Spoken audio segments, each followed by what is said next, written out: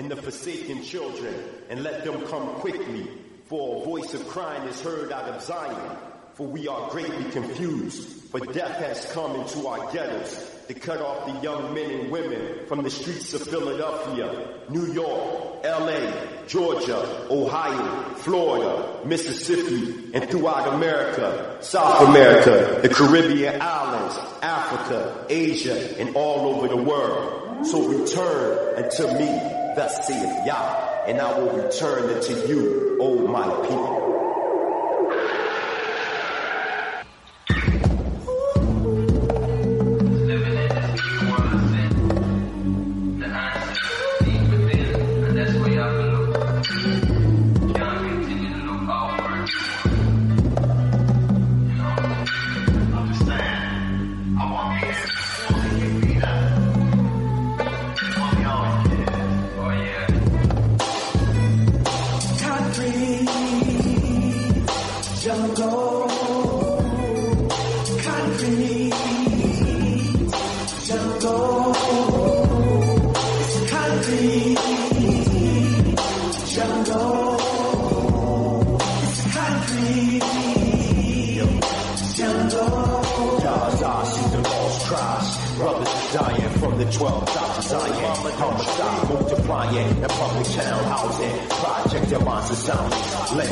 Took the slaughter for sacrificial violence. James Child, Cracky Council, Holy Molly, activating camp, brains fulfill the words of the prophets. Until we curse with guns, crack holes and fools with bots. Intoxicated thoughts with the sickness of Allah.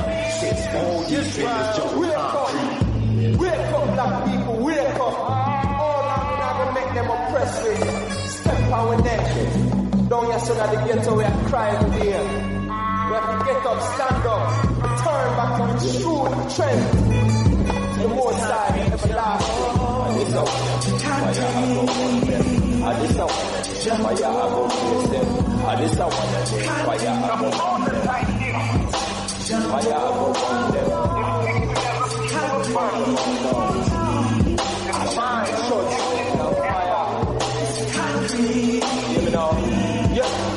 the mighty lions from Zion ignite flavor, but I'm tossing fire, leaving Babylon trying to escape is futile. Who charge is country jungle is too wild. That's why we got more than two sides. To adapt in the situation too sharp. And though the road is rocky, I'm ready to try the next mile to bring sight to the blind man and down to the dead child. We will survive in this country wilderness. Swimming through the waters of Babylon like a rebel fish. Junglist, specialist, critical and survivalist. Spitting heaven's fire from his lips. Burning slave driver. All I see is confusion. All I see is confusion. Welcome, listeners, to Time for an Awakening on Black Talk Radio Network, new media for the new millennia. This is a history and current events program from a cultural perspective. We find this program necessary because Hosea 4:6 states, "My people are destroyed for the lack of knowledge." But we as a people can turn this around. Proverbs 4:7 states, "Wisdom is the principal thing. Therefore get wisdom. And with all thy getting, get an understanding." Again, welcome to the program this evening with your hosts, Brother Elliott and Brother Richard. The number to reach us to join the conversation this evening is 215-490-9832. That's 215-490-9832. We're streaming live at several locations. You can go to timeforanawakening.com, which is the homepage. That's timeforanawakening.com, and listen to the live stream from the homepage. You can go to blacktalkradionetwork.com. Again, that's blacktalkradionetwork.com, and listen to the live stream at that location. You can go to ourradionetwork.com/Time for an Awakening. Again, that's ourradionetwork.com/Time for an Awakening. And the live stream is at that location. Or you can download TuneIn, to any of your carry-around devices, your handheld devices. TuneIn is a free app. And in that TuneIn search engine, just type in Time for an Awakening. There you'll see the icon, and you can stream the program live, even into your car if you have that auxiliary cable. That's Time for an Awakening radio program with the live stream on the TuneIn app. Drop us an email at timeforanawakening@gmail.com. That's timeforanawakening@gmail.com. Time for Awakening also has a fan page on Facebook. In that Facebook search engine, just type in Time for an Awakening radio program. There you always see interesting content being posted daily, and before you leave that page, just hit that like button. That's Time for an Awakening radio program with the fan page on Facebook and Time for Awakening Media. The home page is there. With the revamping coming very soon, a lot of interesting content there and podcasts of the programs that you can download, listen at later times, or even share with your friends. So again, make that one of your favorites and put that in your address bar. That's timeforanawakening.com. Timeforanawakening.com will take you straight to Time for an Awakening Media. Tonight, special guest is joining us, a good friend of the program, and he's back again with some interesting information as always. Pan-Africanist, playwright, and U.S. correspondent to the Herald, which is Zimbabwe's national newspaper. Obi Egbuna Jr. is with us this evening. We'll be right back to get the program started after a brief word from our sponsors.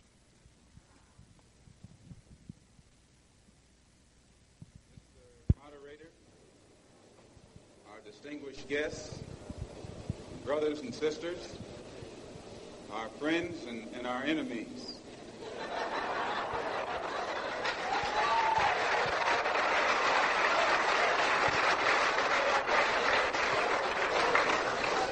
Everybody is here. You are listening to Time for an Awakening Media, part of the Black Talk Radio Network. For podcasts or live programming, hit them up at timeforanawakening.com.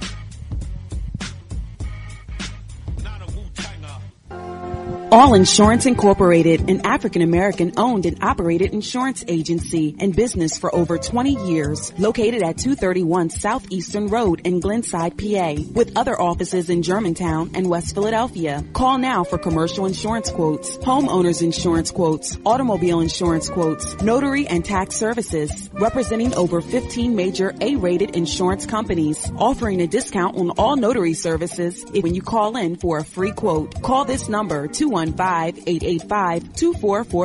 That number is 215-885-2444. 215-885-2444. All Insurance Incorporated.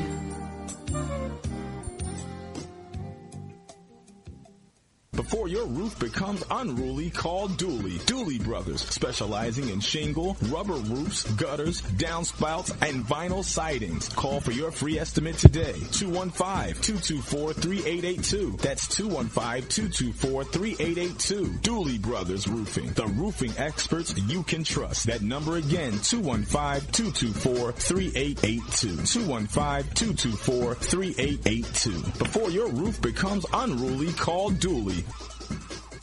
Overworked, suffering with an underperforming company, headache customer, staff, or vendors? Or are you a startup who wants to get it right the first time and avoid the costly mistakes? We turned a $24,000 a year odd job handyman service into a 7-figure high-end custom home builder and commercial contractor licensed and operating in 3 states.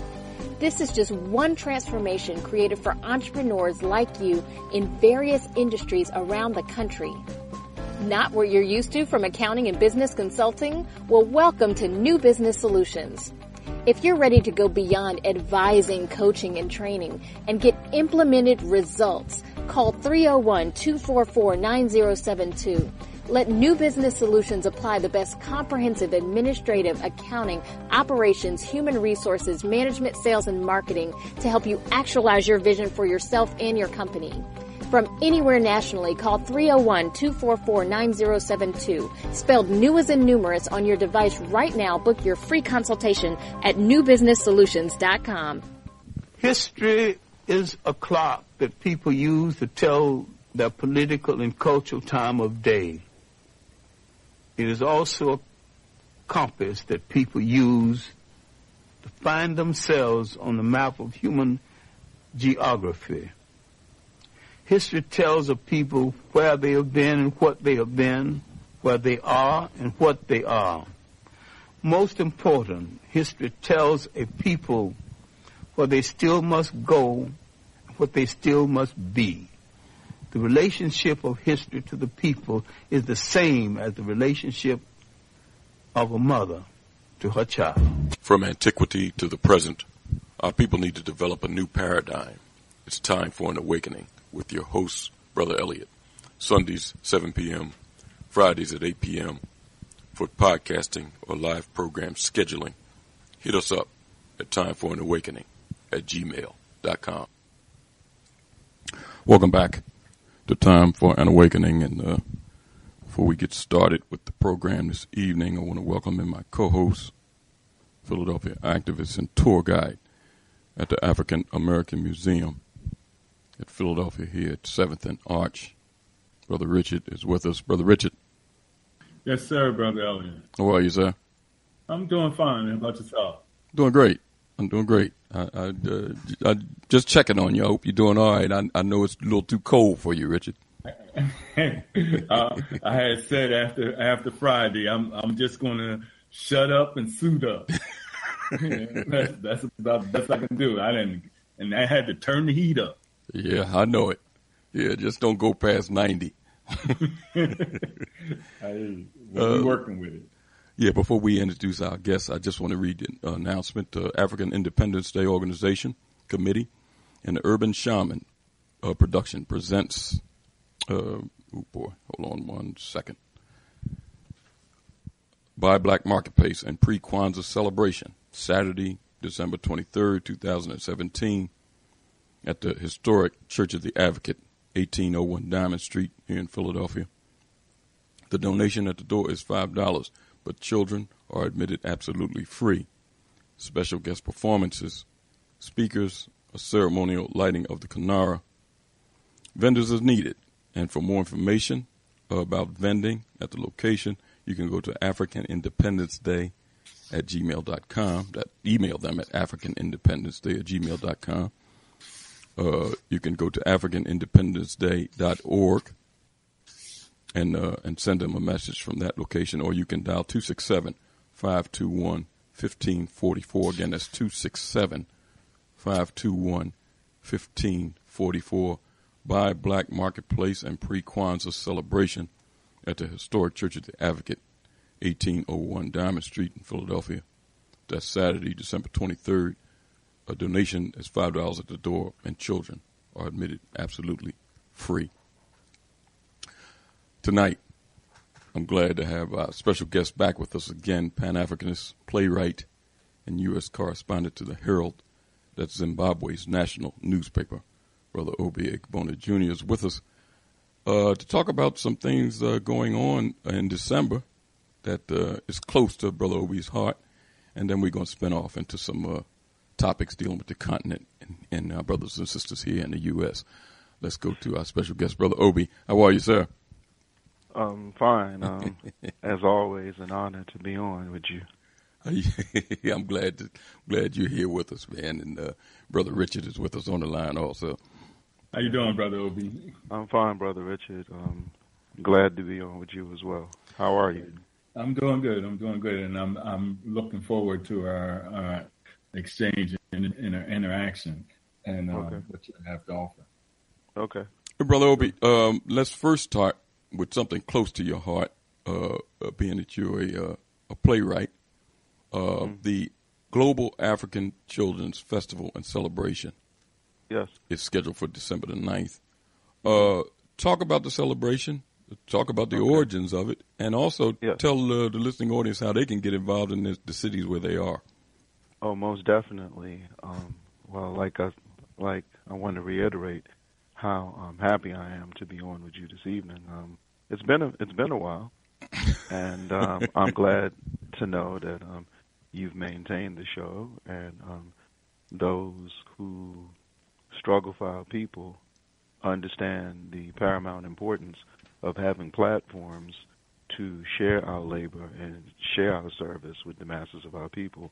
And in order for that to take its course, we have to have those in the area of media who provide those platforms and take that work seriously. So thank you once again. Thank you, sir. Of course, yes. This is our second year. We're having a Global African Children's Festival. And this year the central theme is preparing African children to understand, embrace, and continue our liberation struggle. And we want to institutionalize this event. This is the second year in a row.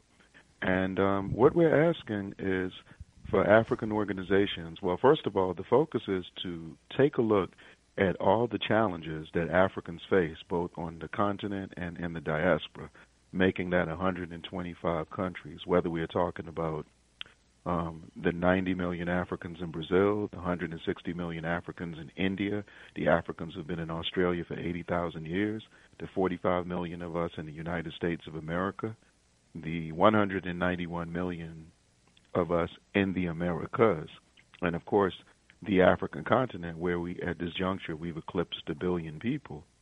So we want to take a look at how all the challenges we face, the political challenges, the economic challenges, the social challenges, the cultural challenges, how they impact on children directly.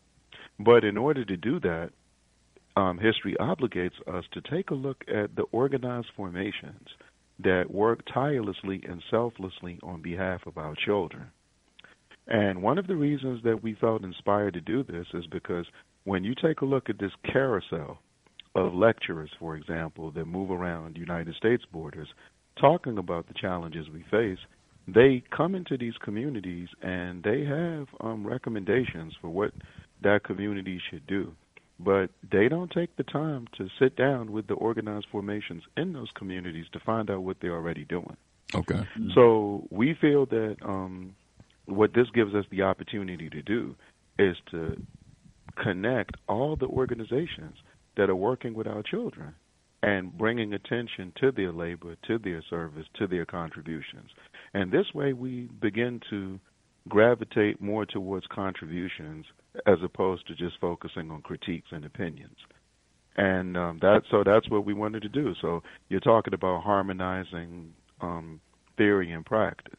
And of course, because we are in 125 countries all over the world, we're never going to physically assemble in the same location.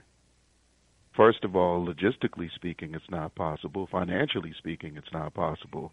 If what Kwame Ture taught us, that Africans are products of the richest continent in the world, but the poorest people in the world, we can't assemble physically in the same place.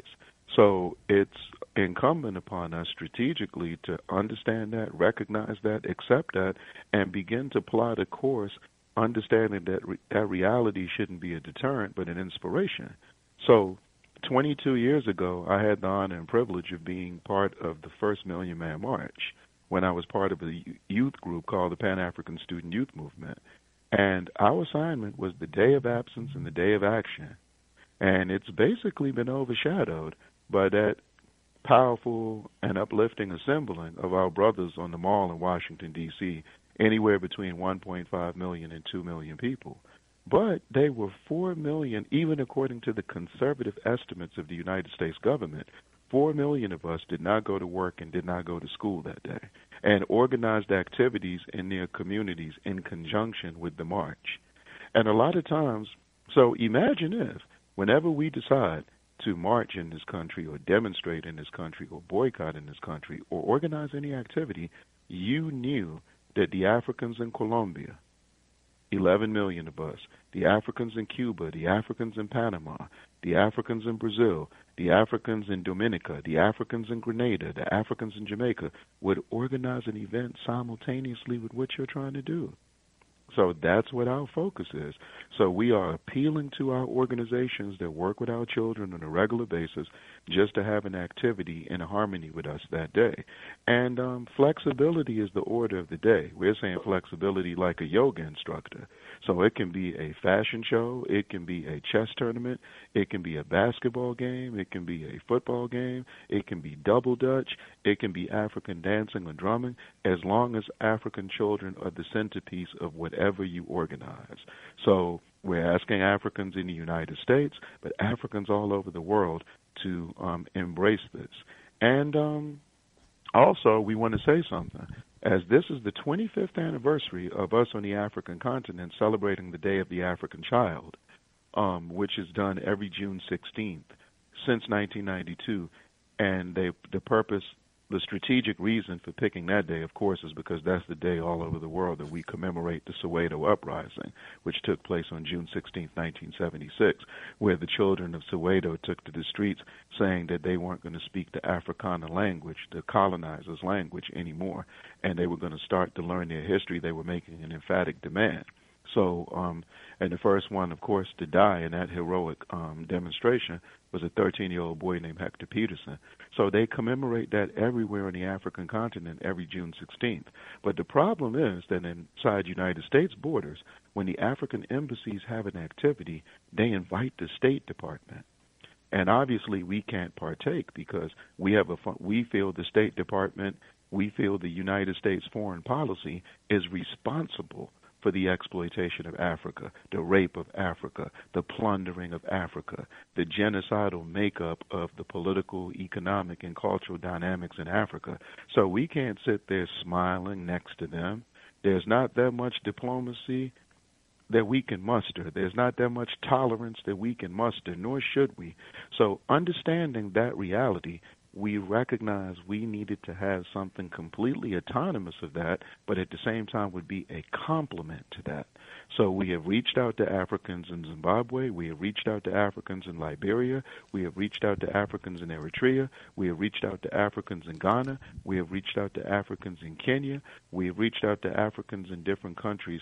As a matter of fact, in the Congo, they had a soccer game last year in conjunction with what we were doing here, and we were told by our brother Maurice Carney, the executive director of the Friends of the Congo, that they'll be doing something again. So this is not to upstage the Day of the African Child. This is not to duplicate that effort, but it is to let those African countries know that we understand the predicament they're in, but we're not going to play footsies and give the impression that we're going to be cozy with the State Department. We're not going to be cozy with the Democratic Party. We're not going to be cozy with the Republican Party. We're not going to be cozy, politically speaking, with any of these entities that are responsible for the suffering of our children. As a matter of fact, what we want to do is use this platform to introduce children to our resistance. We know that for the most part, the dominant narrative of the African experience at this juncture in history is victimization. We want to make resistance the cornerstone. So we want our children not just to admire our greatest organizers, not to just to admire our organizations, but to prepare themselves to one day be ready to join the ranks of these organizations. And that begins with having them acclimated to the ideas and values synonymous with struggle, synonymous with our movement, and being able to appreciate the labor and work of our organizations as opposed to just the ideas. So what we're doing through this process is making our children get acclimated not just with articulating ideas, but equally as important, if not more important, executing ideas. You know, Brother Obi, and that was one of the questions that Brother Richard asked me, was this in conjunction with that, the UN doing things, but the Day of the African Child? Yeah. Oh, no. Yeah, that's okay. on the African continent. So, no, we've explained our position to the regional bodies, and they understand it. They, for diplomatic purposes, because if you have normalized relations with a country, they have an embassy in your country, you have an embassy in their country. And those in a diplomatic capacity, they dot their I's and cross their T's when they talk about the relationships between those countries. We don't have that pressure. nor do we have that luxury. Okay. So we can talk about the Democratic Party the way we should talk about them. We can talk about the Republican Party the way we should talk about them. We could talk about U.S. foreign policy the way daughters and sons of Africa should talk about them. We could talk about United States domestic policy in relationship to children the way we should talk about them. So that way, even though the embassies are handcuffed diplomatically, but let's be honest, because neocolonialism is the dominant paradigm on the African continent, many of them will act like the cat has their tongue anyway. But that's okay. We'll handle that. Brother Richard, jump in, because I know that you want to address some of the things. Well, no, I just wanted to clarify the point of the day. You say December. Is it December what? I didn't get the date. It'll be Saturday, December 9th. Saturday, December 9th. And in D.C., what we'll be doing is there'll be some dancing and drumming. There'll be some capoeira. And we, Mass Emphasis Children's History and Theater Company, will be doing our play, Same Neighborhood, Different Perspectives, a conversation between General Colin Powell and Kwame Ture, who both ended up going to PS 39 in the Bronx. And obviously, if you want to talk about a night and day, what better illustration? So we want to do that play. And the play starts out with the assassination of Sammy Young Jr. in Tuskegee, Alabama in January of 1966, which, as many of your listeners know and some of them don't know, is the reason that the Student Nonviolent Coordinating Committee has the distinction of becoming the first organization in this country, not just in our community, to come out against the Vietnam War. And their attack on the Vietnam War was very different because they didn't just focus on the war, they focused on the draft because they felt it was a subterfuge of white supremacy, as they to put it in their words. At that moment, we were 33% of the population, 33% of the front line of soldiers, but only 18% of the population. So that was very important. The second scene is Kwame Ture proposing to Miriam Makeba because, as for people who don't know, they were married for 10 years. And then the children in that scene will sing her song Malaika, which is a Tanzanian love song that she learned in Swahili. And the beautiful thing about her, even though she was born in South Africa, she sang African songs in multiple African languages. So they'll be singing that song. Later on in the play, they'll be singing Buffalo Soldier by Bob Marley, because as we know, Colin Powell raised millions of dollars to build a statue to commemorate the Buffalo Soldier in Fort Leavenworth, Kansas. And the Buffalo Soldiers were hired guns for the United States military who slaughtered our Native American sisters and brothers. Also part of the play will be the assassination of Maurice Bishop, October 19, 1983 in Grenada, which Colin Powell helped mastermind. We also will be focusing on the first bombing of Libya, not Obama's bombing for 7 months in a row, but which was an ode to Ronald Reagan, who first did it on April 15, 1986. And the 2-year-old daughter of Muammar Gaddafi was murdered in that bombing, that cowardly white supremacist bombing named Hana Gaddafi. So we will be reenacting that. We will also be reenacting the bombing of Panama, which Colin Powell also masterminded, which was called Operation Just Cause. And the reason that he came up with that is because he said that even when our enemies condemn it, they'll have to use the word just cause. So it was a play on propaganda. It was a play on words. Also in the play, we will be highlighting when the American Indian Movement Grand Governing Council, which was created in 1968, had an armed standoff of the Bureau of Indian Affairs. And Kwame Ture, representing the All-African People's Revolutionary Party, represented the first African organization that went to the Bureau of Indian Affairs, was allowed to go inside, and that relationship and bond was established between the two organizations. We also will talk about we will also be reenacting the press conference when the All-African People's Revolutionary Party was first introduced in this country, because we have to make the distinction between Kwame Ture and Stokely Carmichael. Many people, when they focus on Brother Kwame, they focus on his first 8 years of service to the people, which was his time in the Student Nonviolent Coordinating Committee. But Brother Kwame was also the founder, one of the founding members of the first Black Panther Party, the Lowndes County Freedom Organization in Lowndes County, Alabama. He's one of the founding members of the Mississippi Freedom Democratic Party. And all African people. He was, of course, the honorary prime minister of the Black Panther Party for Self-Defense, and then he also, of course, the All African People's Revolutionary Party is the brainchild of Osagyefo Kwame Nkrumah. You can read about it in the Handbook of Revolutionary Warfare.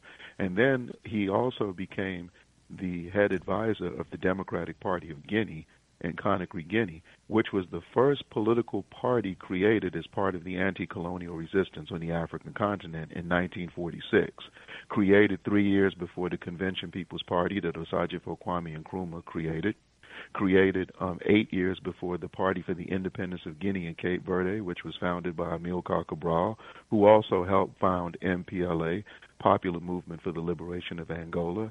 So when we talk to our people about independent parties, they don't have to limit themselves to the United States paradigm. They can look at Partido Independiente de Cuba, which was the first political party Africans started in the Western Hemisphere in Cuba in 1908.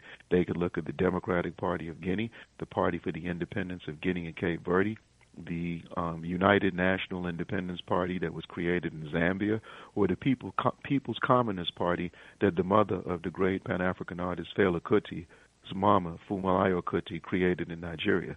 So we have models of political parties that once we decide that our salvation does not lie in the Democratic Party. So that play has all of those different layers and all of those different dimensions to it. So that's going to be our contribution to the festival, but of course there are going to be others there doing the dancing, doing the drumming, doing the capoeira. We've invited the co-convener of the First Million Man March and the co-convener of the Justice or Else March a few years ago, Reverend Willie Wilson of Union Temple Baptist Church. We've invited his children's choir. Okay. Hopefully they're able to make it. So it is going to be a variety. So if people want to do the same thing in different parts of the country and different parts of the world, that's okay. But if they can do something, like I said, sports related, they can do something that deals with arts and crafts, as long as they're showcasing our children. Richard, one thing you said that I appreciate, and I think as you mentioned about the play, and you got me interested maybe to want to just come down to D.C. to see it myself, because it sounds. Yeah, that's right. You've never seen a play, have you? No, You've never seen a mass emphasis production, and yeah, that'd be fine, because there've been conversations about us coming to perform in Philadelphia. Our brother Russell Schultz, the son, he's talked to us about it, and a few others have talked about it. So we'd love to do that, and we also, if everything works out according to plan, we'll be doing part 2 of our campaign. Last year, as you know, we did a mini documentary, which was an appeal to our actors and actresses that, based on the current climate, well, not the current climate, it's always been that way, but the time has come to we've gone after the U.S. military, the United States police, the military-industrial complex, as it was once called, currently the Homeland Security apparatus. They know how Africans get down on the front line, but we've never gone after Hollywood, the most powerful cultural instrument on earth.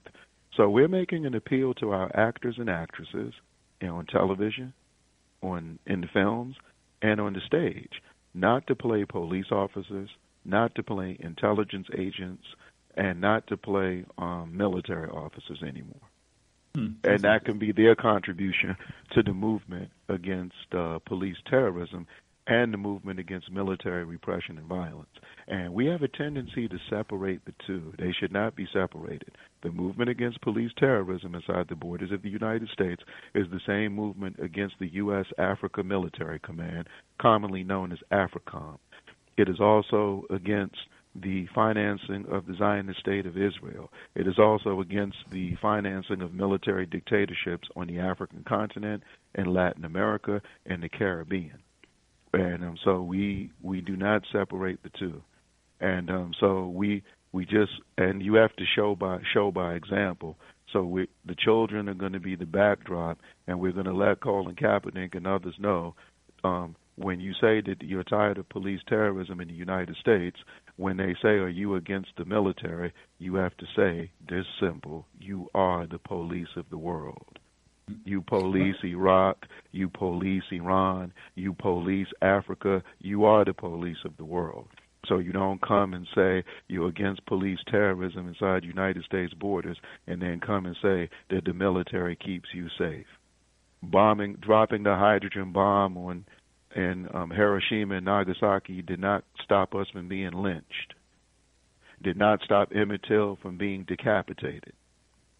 Did not stop Dr. King from being assassinated. Did not stop Malcolm from being assassinated. Bombing Vietnam, invading Vietnam did not make us feel safe. Overthrowing Kwame Nkrumah in Ghana did not make us feel safe. Assassinating Patrice Lumumba in the Congo was not done to keep us safe inside United States borders. As a matter of fact, it was done to show you if you ever try to consider this course to liberate yourself, this is how you should end up. So think twice. So the military repression and violence that the United States inflicts on the world is a reminder to Africans inside the United States that they should think twice before they embrace the path of revolution. I would like to, as a few of those, like us to kind of really continue to develop. But the other thing in your opening that I also liked, that I thought it was a good organizing around this, using the Global African Children Festival, was the point of when you said that speakers going around the country can be able to identify what activities, or find out what people are doing compared to just speaking to people. I think that's, and as it relates to children, that's a good point, because I don't see that happening. And that gets a little, that gets sensitive for us, Elliott, because I live in Washington, D.C. up the road. Everyone and their mama wants to come here and speak in Washington, D.C. And we don't have to be on platforms with them. That's not even the point. But we're just saying, do you know what we do? And the reason I'm saying that is because now, by no means are Africans in the Washington, D.C. metropolitan area the best organizers in this country or the best African organizers in the world, but we are the most strategic. As a matter of fact, even our campaign dealing with telling our actors and actresses in Hollywood to reject those roles, the fact that it comes from Washington, D.C., look at the strategic significance of that. We see more police in Washington, D.C. in 1 week than the rest of the country or world sees their whole life. We have library police, public transportation police, the ATF, the DEA, the CIA, the FBI, the Capitol Hill Police, Pentagon Police, Secret Service, Park Police with unlimited jurisdiction. So we understand that. And as a matter of fact, when we chronicle through our history, when people talk about what happened to Brother Malcolm in the Audubon Ballroom, February 21st, 1965, thanks for having your intro with that powerful voice of his, people forget that the New York Police Department kept a file on him in conjunction with the FBI and CIA, established a bureau called the Bureau of Special Services. People forget that the man that was chosen to infiltrate the Universal Negro Improvement Association and African Communities League was a retired D.C. police officer named Herbert Bolin, who was sent into the UNIA to set the Honorable Marcus Mosiah Garvey up so he could be brought up on mail fraud charges, false charges, and deported from this country. The police were involved in that. So at different intervals of our history, you can ask Africans in the 50s, they can mention someone. You can ask Africans in the 60s. We mentioned Rodney King in the 90s. The young people in D.C. may say Deontay Rawlings. People out west to say Oscar Grant. Or way back before that, they'll say Marquette Frye, who was the reason that we had the Watts rebellions. So this is a part of the culture of this country. It is their framework. It is the way they function. So when we call for the ending of police terrorism, we're not only saying we are tied to the worldwide movement to end military repression and violence by our former colonizers and enslavers, but we're making an emphatic demand that the United States as we know it cease to exist. And a lot of people don't focus on that. And we feel, and when people always ask us, because I just turned 48, I'm always asked to compare our work in the 1990s to the activity of our children today. And what we say is a couple of things. Number one, most of our children today, their points of reference are their grandparents, the 1960s generation. And we get that because we treat the 1960s the way Christians treat the Garden of Eden, like it's the beginning and ending, the beginning of everything. So we understand that. But at the same time, they don't deal with their parents. So what I mean is they don't really have dialogue with those of us who came of age struggling in the 90s that are still struggling today. So I've asked them, your movement has Hollywood backing. Your movement has the backing of one of the 30th richest men in the world. But you haven't shut down a city. We saw a verdict of a trial that was captured on camera. We got angry with the verdict, and we brought the United States of America to a complete halt. This is something that has to be, but at the same time, we let it be known because we shut down Washington, D.C. We were doing it in conjunction with the trampling of military regimes in Africa. In the 1990s, Babangida and Abacha in Nigeria were overthrown. Mengistu, who had strayed from his original direction, was overthrown in Eritrea. Musa Traore was overthrown in Mali, who the CIA used to overthrow Modibo Keita. UNITA, the CIA mercenary outfit installed in Angola to overthrow the socialist revolutionary government of the MPLA, was destabilized. RENAMO, which was created for the same reason in Mozambique next door, was destabilized. Mobutu, who assassinated Patrice Lumumba, who many consider the godfather of military neocolonialism, he was overthrown. So Africans on the continent and Africans in the diaspora made it emphatically known we did not want militarization anymore. And this is why when people ask us to talk about the U.S. Africa Military Command, AFRICOM, it lets us know while the world has gone from from COINTELPRO to OINTELPRO, from covert intelligence to overt intelligence, we know that the United States prefers militarization. So they're attempting to remilitarize Africa through Boko Haram in Nigeria, through the recent developments in Niger. But when people hear us talk about this, we understand that one of the things that's going to come up, there are going to be a few questions. So one of them is going to be posed as well, Brother Obi. Are you anti-war?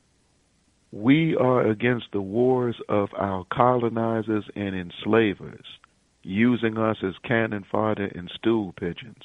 So the Africans who fought in the Buffalo Soldiers were misguided. The Africans that fought on the continent as part of the King's African Rifles against the Mau Mau in Kenya were misguided. Go ahead, I'm sorry? No, go ahead. You go ahead. You had an installation called the King's African Rifles, and they fought against the Mau Mau and the Land and Freedom Army in Kenya. You had the Africans who joined the Rhodesian Army and fought against ZANU and ZAPU in Zimbabwe. You had the Africans who joined RENAMO and to fight against FRELIMO in Mozambique, or UNITA to fight against MPLA in Angola. Africans joined those outfits. No different than Africans who preferred to be slave catchers as opposed to running on the Underground Railroad. So we understand, and this is why that play, same neighborhood, different perspectives. Kwame Ture got our people not to go to Vietnam. Colin Powell had 2 tours in Vietnam. Well, you know what, Brother Obi? He volunteered. He enjoyed himself so much in Vietnam that he had 2 tours. Colin Powell helped plan the bombing of Libya. Kwame Ture, with the Honorable Minister Louis Farrakhan and the American Indian Movement, took the lead on organizing 150 organizations to defy Ronald Reagan's ban 30 years ago this year. Hold it. Brother Obi, let me ask you this. How I understand that the President Mugabe. Oh, you know what, Richard? Do me a favor, because I don't. Yeah. I want to transition into that, but I think a call or two might have some more to ask on the children's. Okay, cool. Yeah. Let me, because I wanted to transition into that subject matter. That's fine. We're here for the whole show, so we joined the conversation tonight with Pan-African playwright and U.S. correspondent to the Herald, which is Zimbabwe's national newspaper, Obi Egbuna Jr. Let's see if a couple callers want to. Caller, what's your name? Where you calling from?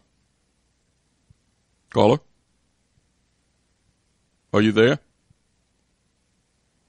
Let me put them back on hold. They might have stepped away. Yeah, hopefully they'll call back. Call back. Let's go to 816. 816, caller. Hey, what's going on, Brother Elliott? Brother Obi, is it? Obi. Obi. Obi. Yes. Obi. Okay, and Richard, how you doing this evening? All right, now. Good to hear from y'all. Y'all been having some powerful commentary here in the last 2 or 3 weeks. I just ain't been able to call in, man. Been having so many things going on, man, as far as people getting married and things of that nature. But on the subject, I heard Brother Obi mention how Boko Haram is an effort. Are they getting militarized? Because in the media, it appears that there's some terrorist installation that is opposition to some of the, like America and some of the other European powers. Am I hearing you correctly that they're getting armed by them?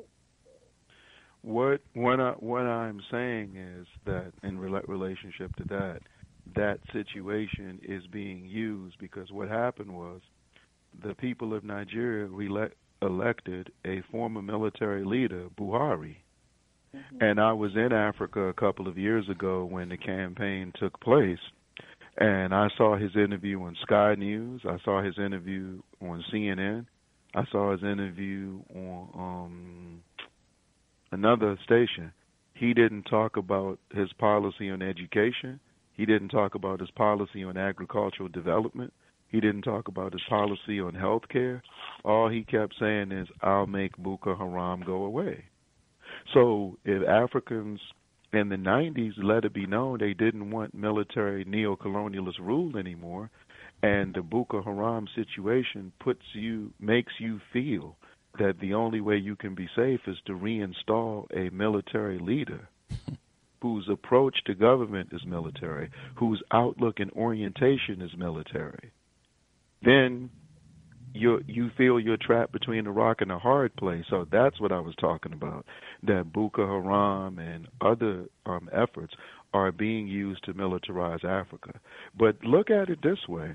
The other goal of the U.S. Africa Military Command, according to their mandate, is to, for all intended purposes, civilize our militaries, which is an extension of the missionaries coming in with the Bible, telling you that your indigenous spiritual systems were no good.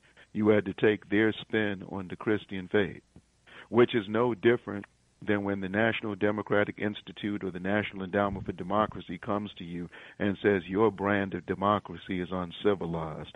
Follow the model of the Democratic and Republican Party in the United States. Follow the model of the Labour and Conservative Party in Britain. Follow the model of France, of Germany, and Australia, and the rest of the European Union. So when you take a look at the track record of the wicked military regimes that have received unconditional support from the United States, for them to now come 30 years later and say that they have a mechanism. And remember, when President Obama's former National Security Advisor, Susan Rice, talked about AFRICOM, she said that humanitarian aid from the United States to Africa should come with a price. And the price is to allow them to set up a military installation in your country. And also keep in mind that the main satellite for this AFRICOM program isn't even in Africa. It's in Stuttgart, Germany, for crying out loud. So these are the things that we need to be paying attention to. So if we're going to talk about police terrorism inside the borders of the United States, it has to be tied to that movement and that work as well, if we're talking about Pan-Africanizing the movement against military repression and violence. And also what that channels into is when President Obama, during his first inauguration speech, said that the might of the U.S. military must be matched by the might of the diplomacy. So you know that the diplomatic posture of the United States is an extension of militarism. So the blockade against Cuba, for example, is because you failed to assassinate Comandante Fidel Castro 635 times. The sanctions on Zimbabwe are because you cannot go in and invade Zimbabwe militarily.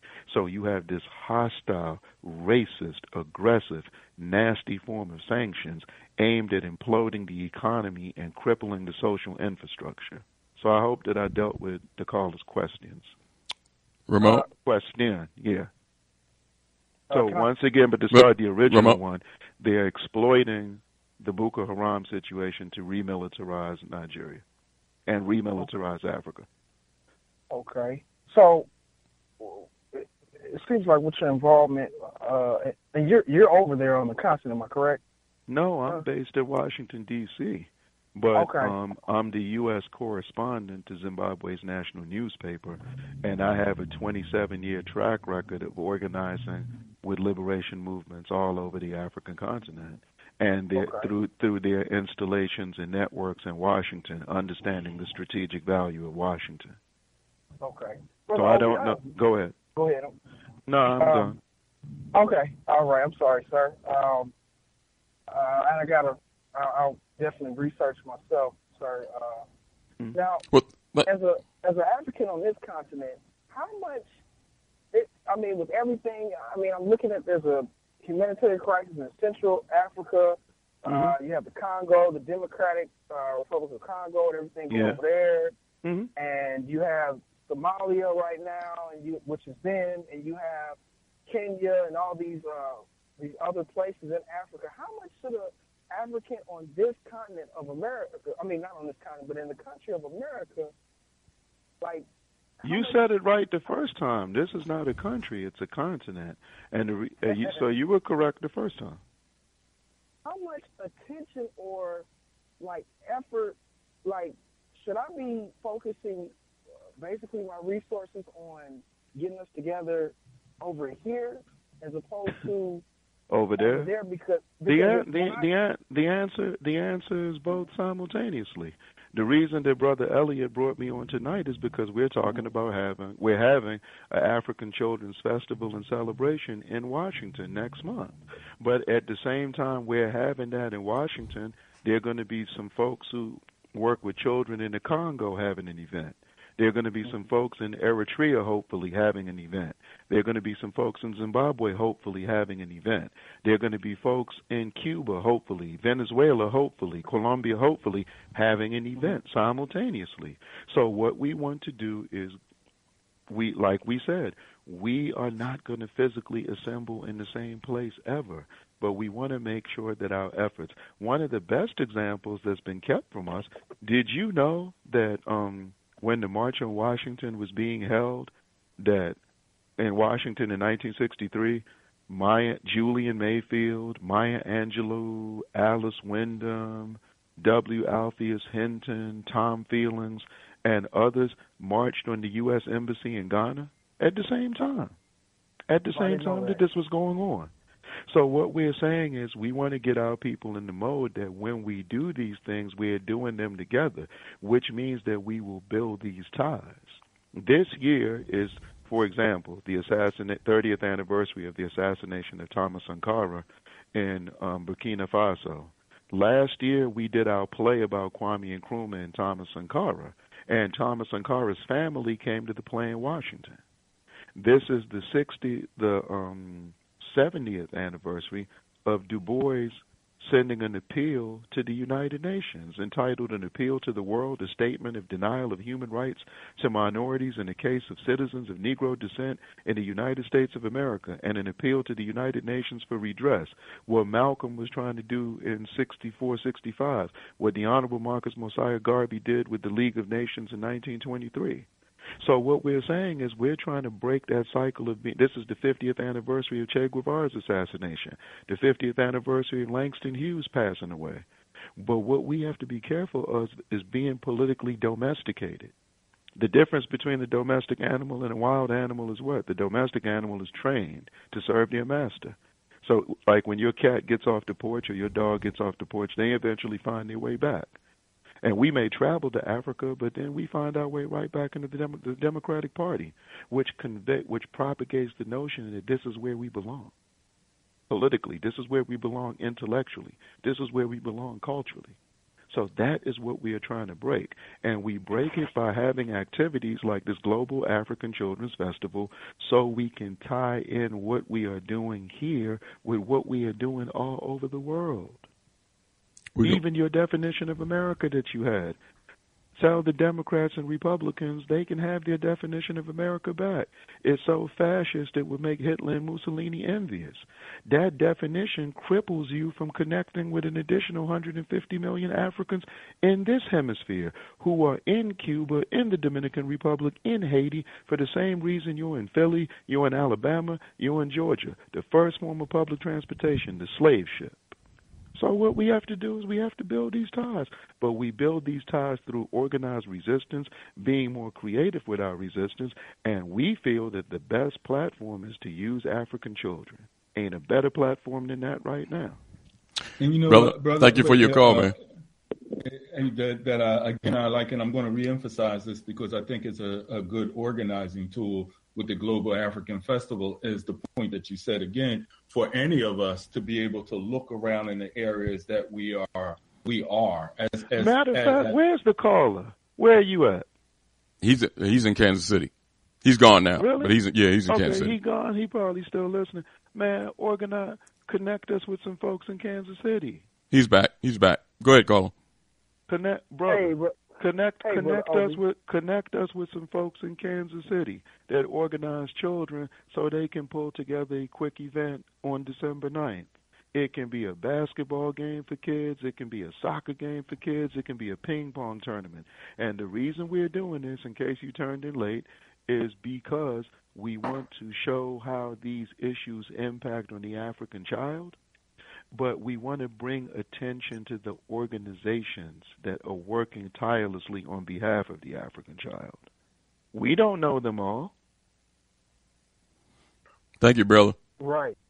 So help us through Brother Elliott, get my contact information, and let's identify someone in Kansas City. We've been talking to some folks in St. Louis right next to you. Hopefully they come through. Okay, brother. Just send your information to timeforanawakening.com. Okay, I appreciate it, brother. Okay, talk to you soon. Go ahead, Richard. That's what we're going to do with the callers tonight, man. We don't mind answering any of their questions. But we want them to identify folks and where they live at who work with children that would be willing to have an event the same time we're having it in Washington, D.C. This is an emergency call. And the other thing I want to pick up on, because it's something that I think for hopefully I'm not being incorrect when I say this, the broader organizing thing, the working with, you said preparing our African children, because in order for them to be global African children, global African citizens, there are institutions that are truly developing African children right now at the primary school, at the preschool, at the homeschool, preschool, exactly. and the primary school. Shout out to Sankofa homeschool community, where I've been the African history teacher for 6 years. I teach 45 children. I have a class with children 9 to 12, and another class with children 13 on up. So we teach at Muhammad. We teach Muhammad University of Islam. Right. We've taught at Roots Activity Learning Center and Public Charter School for 27 years. We just left. Oh man, I mean, we teach in Alabama, in Montgomery, and Selma, and Lowndes County, and Marion. We've been there for 6 years. We're in the public schools down there. So this is what I'm saying. But it's the way we present the history to our children. For example, when we say resistance becomes the cornerstone of the narrative, this is what we're saying. Your image of the civil rights movement should not be fire hoses and dogs biting you. It should be focused on the organizations that were fearless, knowing that that's what they would encounter. When you focus on slavery, it shouldn't be on the raping of women and the fact that we pick cotton and tobacco from sunup to sundown, or chop sugar cane in Haiti, the Dominican Republic, and Cuba from sunup to sundown. No, it should be on the slave rebellions. It should be on the Underground Railroad. When you focus on colonialism, don't show me an image of one of us with a powdered wig on. Show us an image of those of us who organized in those guerrilla struggles, those of us who were part of the positive action campaigns in Ghana or the Congo or Guinea. Show us the examples of resistance. While we were dealing with the black arts movement in this country, Sekou Touré created an African cultural renaissance in Guinea. Everybody that does dancing and drumming in this country, they may not even know that that's because of what Guinea did from 1958 to 1984. They told the story of their revolution in the ballet. And even though they went to the Soviet Union for training, their ballet ended up superseding the Russian ballet, the Chinese ballet, and the Cuban ballet. Focus on these images of resistance. So that way our children, and even when we talk about our great organizers, tell me if I'm wrong, we quote their words, we quote their insight. You can quote me a Dr. King speech, but give us the intimate details of how the Montgomery bus boycott was organized, or the movement in Selma was organized, or the movement in Birmingham was organized. You can quote Kwame Ture, but talk about the Black Power March in Greenwood, Mississippi. Talk about this being the 50th anniversary of SNCC coming up with the slogan, "Hell no, we won't go," and victory to Ho Chi Minh, and how we ended up smashing the draft. Talk about this being the 50th anniversary of him going to Cuba, and a young Fidel Castro said, if imperialism touches one grain on his head, we will retaliate. And let that be used as an inspiration for us to fight to get the blockade on Cuba lifted. It still hasn't been lifted. And how Obama's high-profile field trip last year was used to make you relax, as they said they were going to relax the blockade. How the hell do you relax a blockade? So the next time the police throw you in a squad car and they say, tell you what, we'll relax the handcuffs, will that make you feel better? Do you think our ancestors that were lynched, they told them, man, that noose looks tight on your neck, let me loosen it a little bit? So why were we happy about the blockade being relaxed? We want it lifted. And as a matter of fact, since I'm talking to Philly tonight, let me say this. It was brought to my attention a couple of months ago that Dr. Umar Johnson went on the Breakfast Club and talked about Fidel Castro being a racist.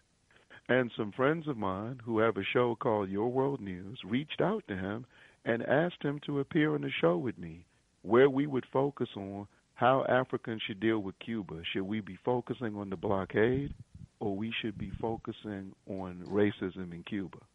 And he ignored the appeal. I responded within 24 hours. And he had been on Your World News a long time ago. So if Dr. Johnson is more comfortable using this platform, Time for Awakening, to have that show where we can be discussing the blockade on Cuba and racism in Cuba so we can put it in the right context, we'd be willing to do that. Not speaking for you, but would you guys be willing to host that show? Well, listen, Dr. Johnson texted me about a week ago. Listen, I'll arrange it. There's no problem. Text him back and tell him it's not a debate. It's a discussion, because the word debate has antagonistic overtones. Well, but listen, brother, because I'm open for the discussion. I think that those type of discussions need to be had. Supposed to be the cornerstone of our information dissemination. No doubt about it. That's and right. Right now, we're almost in an information and a really conceptual desert. Compared to the moments that you're talking about, because we're not really being fed. So text him back, tell him that I was on the show, and I specifically said, if he is ready, whenever he's ready, we will be willing. And the reason I'm bringing that up, this is not just rhetoric for us. You already know that. We have written a play. We've written the first children's play about the Cuban doctors called Cuba's Greatest Army. That was our second play we ever wrote. We have co-produced 3 albums with M1 from Dead Prez called The Battle Cry for Cuba and Zimbabwe, which you've showcased on this production. And we're about to work on the 4th album now. So we're calling on artists all over the world that are listening to this, all over the country that are listening to this. If you feel that the blockade on Cuba should be lifted, if you feel the sanctions on Zimbabwe should be lifted, we want you to make a song. You can be a hip-hop artist, a spoken word artist, a gospel artist, a reggae artist, and go to Battle Cuba Zim, battlecubazim.wordpress.com, so that you could get our music. And all we want to let Dr. Johnson know right now is that, look, you know how if you're in your car or you're walking and you see a construction site, you're not permitted to deal with that, right? I mean, you're not permitted to go there. They tell you that not to enter. It's dangerous, right? Mm-hmm. So it's a workstation. So unless you're willing to put a hard hat on, unless you're willing to put a pair of convac boots on and engage in that construction, hands-on, whether you're pouring the cement, whether you're stacking the bricks, whether you're willing to get up on the scaffold, you don't go near that area. You stay away from it. So all we're saying is, for people who don't have a track record of doing any work with Cuba, for people who don't have a track record of dealing with work to lift the blockade on Cuba, that's a workstation. If you don't have a track record of doing any work on the ground in Zimbabwe, you don't have an interest in exploring avenues to do work on the ground in Zimbabwe, keep your comments about President Mugabe to yourself. That's a workstation. So and I'm not saying anything about him in particular, but we feel that that will be the benefit of that conversation, because what we have is we have people too comfortable giving their opinions about things that they don't have a track record of doing any organizing around. Fighting to lift the blockade on Cuba, that's work that Thomas Sankara was doing. That's work President Mugabe is doing. That's work that Kwame Ture was doing. That's work that all these great Africans, and every time you talk about isolating, your rhetoric creates a climate to isolate Cuba, you're jeopardizing the life of Assata Shakur. So a conversation about Cuba, making reckless statements about Cuba, it has political ramifications, it has historical ramifications, but it has military and security ramifications. But for us, it's a workstation. We're going to take a brief break. Those who aren't willing to put the hard hat on, lace up their boots, and work with us, the same way you make a detour from that construction site, make a detour from any area that's part of the workstation of the African liberation struggle. We must distinguish between analysis by observation and analysis by participation. It's got to be done. It's got to be done. We're going to take a brief break. All I'm saying is, whenever he's ready, yeah, I'll talk to him. More comfortable because this is his home.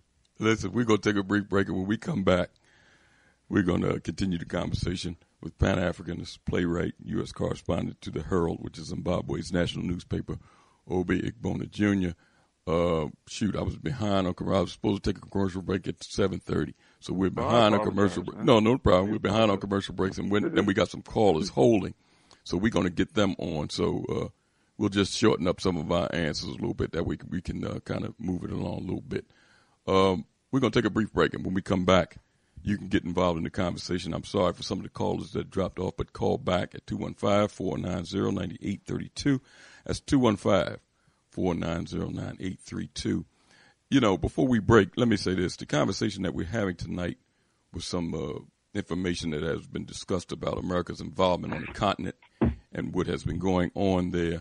That's something that we all can remember because, when we open the program, I make the statement about our people being destroyed for the lack of knowledge. And those are things that we need to remember when we're talking about, especially this holiday that's upon us, this so-called holiday, and some of our people getting on national TV and other areas talking about thank you for your service and things of that nature. We need to remember these things when we talk about the bloody hands that this country has, and whether we should be having anything to do with it or praising the work behind it. Remember some of these conversations that we're having tonight, and try to educate somebody when they talk about this day, this Veterans Day. We're going to take a brief break, and when we come back, join the conversation. Time for Awakening. We'll be right back.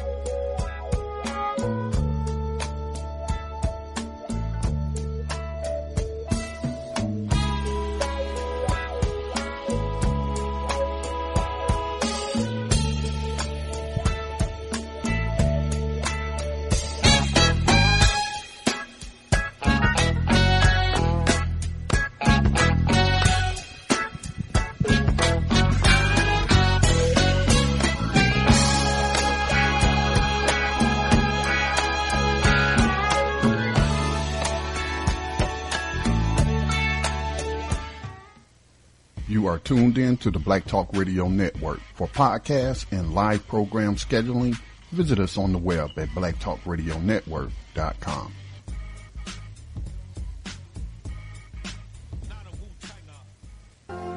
All Insurance Incorporated, an African-American owned and operated insurance agency in business for over 20 years, located at 231 Southeastern Road in Glenside, PA, with other offices in Germantown and West Philadelphia. Call now for commercial insurance quotes, homeowners insurance quotes, automobile insurance quotes, notary and tax services, representing over 15 major A-rated insurance companies, offering a discount on all notary services when you call in for a free quote. Call this number, 215-885-2444.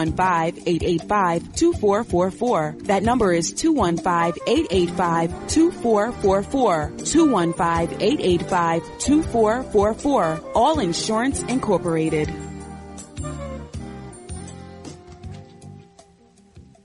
Before your roof becomes unruly, call Dooley. Dooley Brothers, specializing in shingle, rubber roofs, gutters, downspouts, and vinyl sidings. Call for your free estimate today. 215-224-3882. That's 215-224-3882. Dooley Brothers Roofing, the roofing experts you can trust. That number again, 215-224-3882. 215-224-3882. Before your roof becomes unruly, call Dooley. Antiquity to the present, our people need to develop a new paradigm. It's time for an awakening. Sundays, 7 p.m. with your host, Elliott. Mr. Moderator, our distinguished guests, brothers and sisters, our friends and our enemies.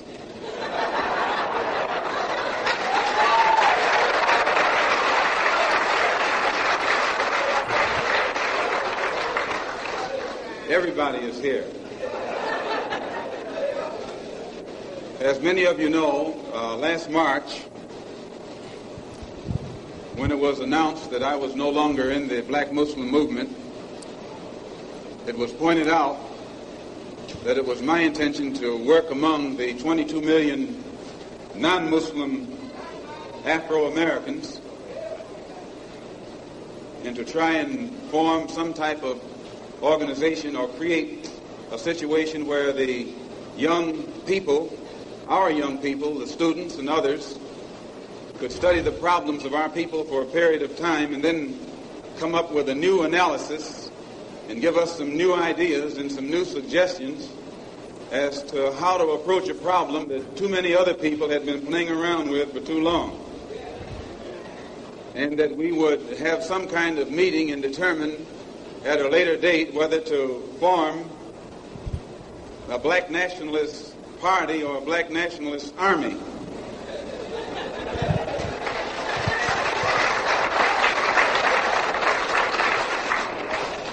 There have been many of our people across the country from all walks of life who have taken it upon themselves to try and pool their ideas and to come up with some kind of solution to the problem that confronts all of our people.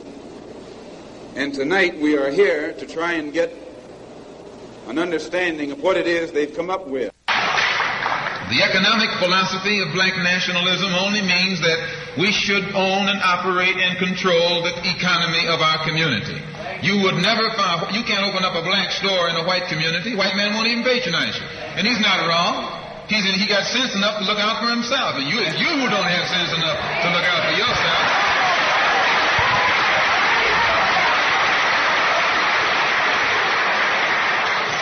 The white man is too intelligent to let someone else come and gain control of the economy of his community. But you will let anybody come in and control the economy of your community. Control the housing, control the education, control the jobs, control the businesses under the pretext that you want to integrate. No, you're out of your mind.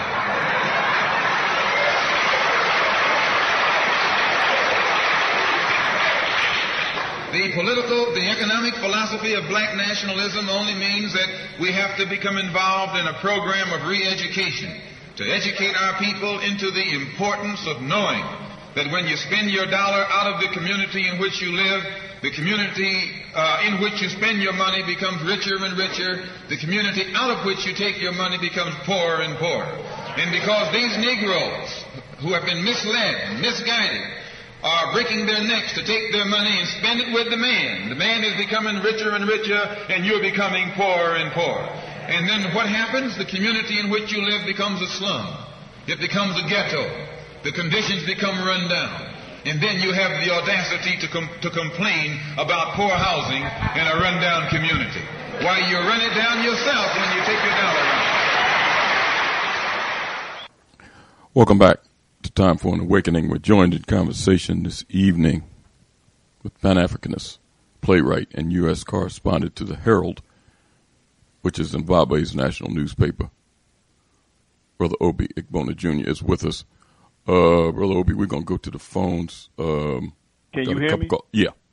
Okay. A couple callers on hold. Let's go to 757, area code 757.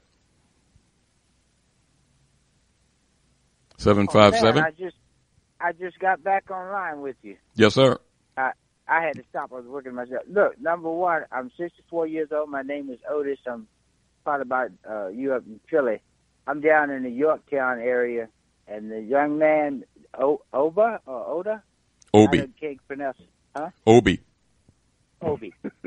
Sir, I'm 64 years old, and I'm going to tell you, I don't know if we're related or whatever, but I'll tell you quickly. I sit underground in a missile silo in the 70s, one of the first black guys to do that job.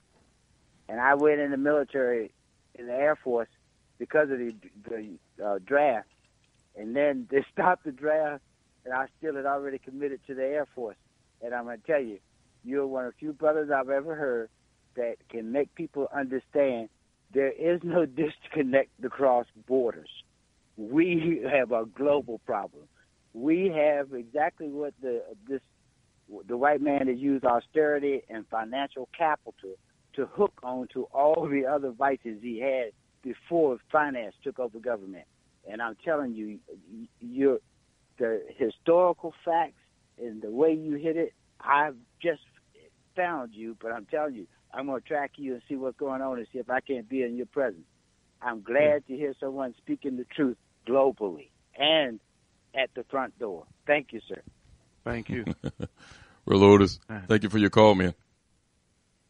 Let's go to BTR. BTR. You there? Hello? Are you with us? Oh yeah, I'm sorry. No. I went to mute myself. No. I got you. You okay? Let's go to Scotty. This is Brother Scotty. Scotty, are you there?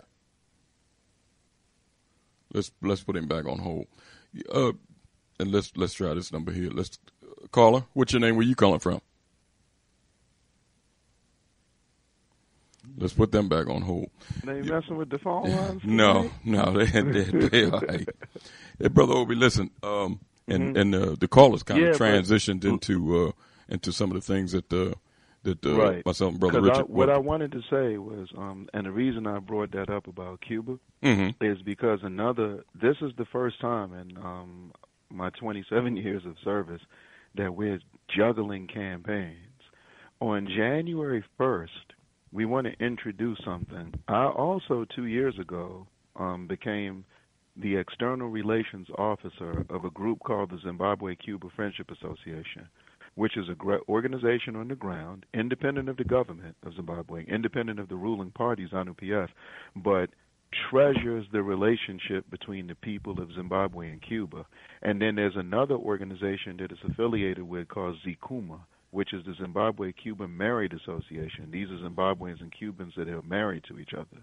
And the new foreign minister of Zimbabwe, the Honorable Walter Mzimbi, he has a Cuban wife, an African out of Cuba. Just wanted to mention that. But anyway, on January 1st, we are launching a campaign. When the Millennium Fund was created to deal with HIV, AIDS, cholera, and malaria in Africa, the former UN Secretary General, Kofi Annan, contacted Comandante Fidel Castro, and he asked him, did Cuba have any financial resources to contribute. And Fidel had to remind them, because of the crippling blockade, they're not in a position. But he said to him, because of Cuba's outlook on life itself, they believe that the human resource is the most precious. And if Kofi Annan could identify resources, Cuba would be willing to deploy 4,000 of its best HIV/AIDS doctors, HIV/AIDS researchers, and specialists to be sent to the African continent, and they would remain in Africa until HIV/AIDS was eradicated. So and that's in addition to the 4,000 doctors that they already have in Africa, the thousands of doctors they have throughout the Caribbean and Latin America, where African life is vibrant and present, the 500 they have stationed in Haiti, the thousands that they have in Venezuela that have been involved in a project called Operation Miracle, which has played a major role in reversing the trend and cycle of glaucoma and blindness in Venezuela. But focusing on Africa. So we're saying, Brother Elliott, we hear all these seminars that go on and all these conferences that go on where we're talking about our dollars, where we're talking about our resources, where we're talking about our capital. And it was Ahmed Sekou Touré that told us many years ago, it is not the adaptation of political action, economic action. On the contrary, it is the use of economic activities for political ends. So what would be a more emphatic statement at this historical moment, Brother Elliott, than us starting a campaign in the diaspora where we come up with the resources to send that 4,000-member HIV/AIDS brigade, Cuban brigade, back to the African continent at a moment when 21 million HIV/AIDS orphans exist on the African continent. And like our caller who called in the first one that would say, well, what about here? We're going to reintroduce a campaign, an appeal we made a few years ago. We want Cuban doctors. We're demanding that the United States government allow Cuban doctors to come to the following places: Native American reservations, prison hospitals and infirmaries, and communities that have had public hospitals and clinics shut down. And that last part is a working tribute to Booker T. Washington and Dr. W.E.B. Du Bois. The one thing that they agreed on was the health situation of the African. Booker T. Washington established Negro Health Month, and Dr. Du Bois wrote a journal called The Physique and Health of the Negro American, where he did a comparative analysis of health care for Africans at the beginning of the 20th century inside United States borders in comparison to when we were slaves. So this is work we've been doing for a long time. So for those of you who got introduced to our struggle for quality health during the Obamacare concept, if that was your point of entry, we were doing it way before that. We go back to when we established the National Medical Association in 1896, when Africans couldn't join the American Medical Association.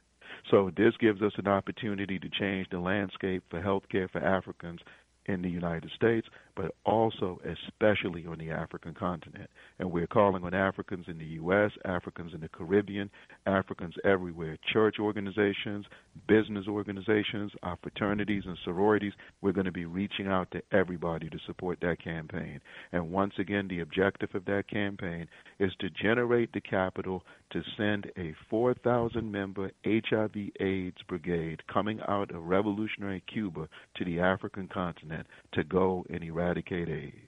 And Cuba has the lowest HIV/AIDS rate in the world, in case anyone's out there wondering about their qualifications. It was no way I could not get off the show and not mention that.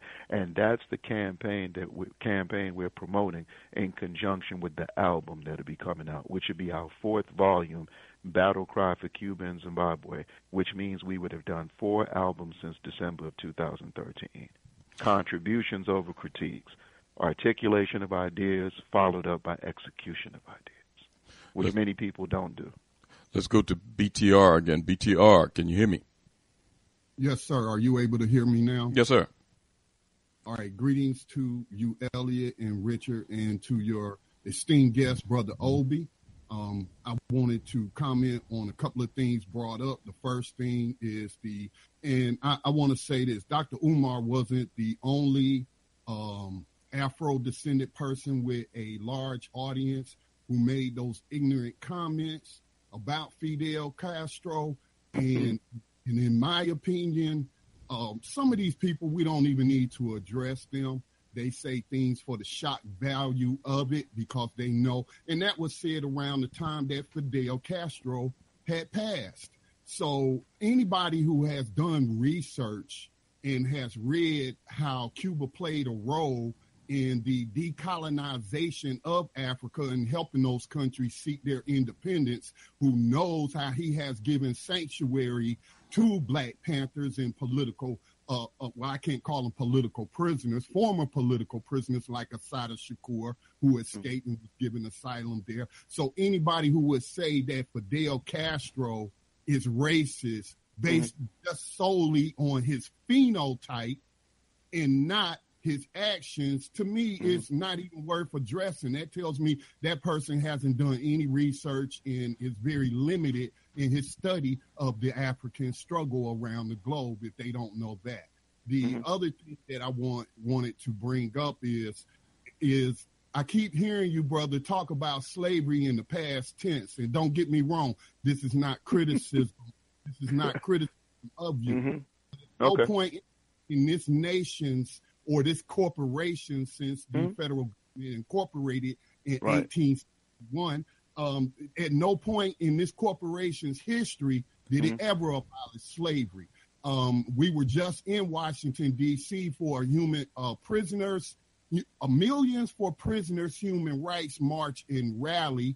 We had the rally at Lafayette Park, where we had a number of modern day abolitionists speaking to the people about the very 13th Amendment was a compromise with the South to allow them to continue to practice slavery in another form and fashion.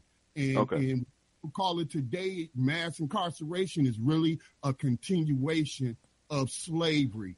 And that's just something that I try to bring up anytime I have an opportunity and I speak to someone, is please consider that that slavery was never abolished, and we still got work to do on that front as well. Thank you. Where are you based? I'm based just outside of Charlotte, North Carolina. Would you, now we're asking everyone that calls in, the reason we're on tonight, brother, is because we're organizing a global African Children's Festival and celebration on December 9th. And we're doing something in D.C., of course, but we're asking Africans all over the world who work with children to have an activity at the same time we're having it in Washington, D.C. So if you know some people in the Charlotte area who are doing that work, we would love to connect with them. So I just wanted to say that to you. And I had the honor of being in Charlotte a couple of years ago with Reverend Dr. Madeline McClenny and those who were dealing with work with the prison industrial complex and the role that the church can play. So I was there with them in Charlotte a couple of years ago.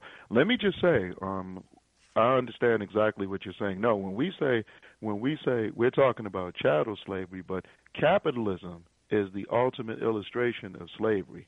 So we have gone from forced free labor to exploited labor. So, of course, we're emphatically against the capitalist system. And as Kwame Nkrumah told us, capitalism is the gentleman's method of slavery. So we understand exactly what you're saying. And not only that, we tie the struggles dealing with that to, of course, the decolonization process on the African continent.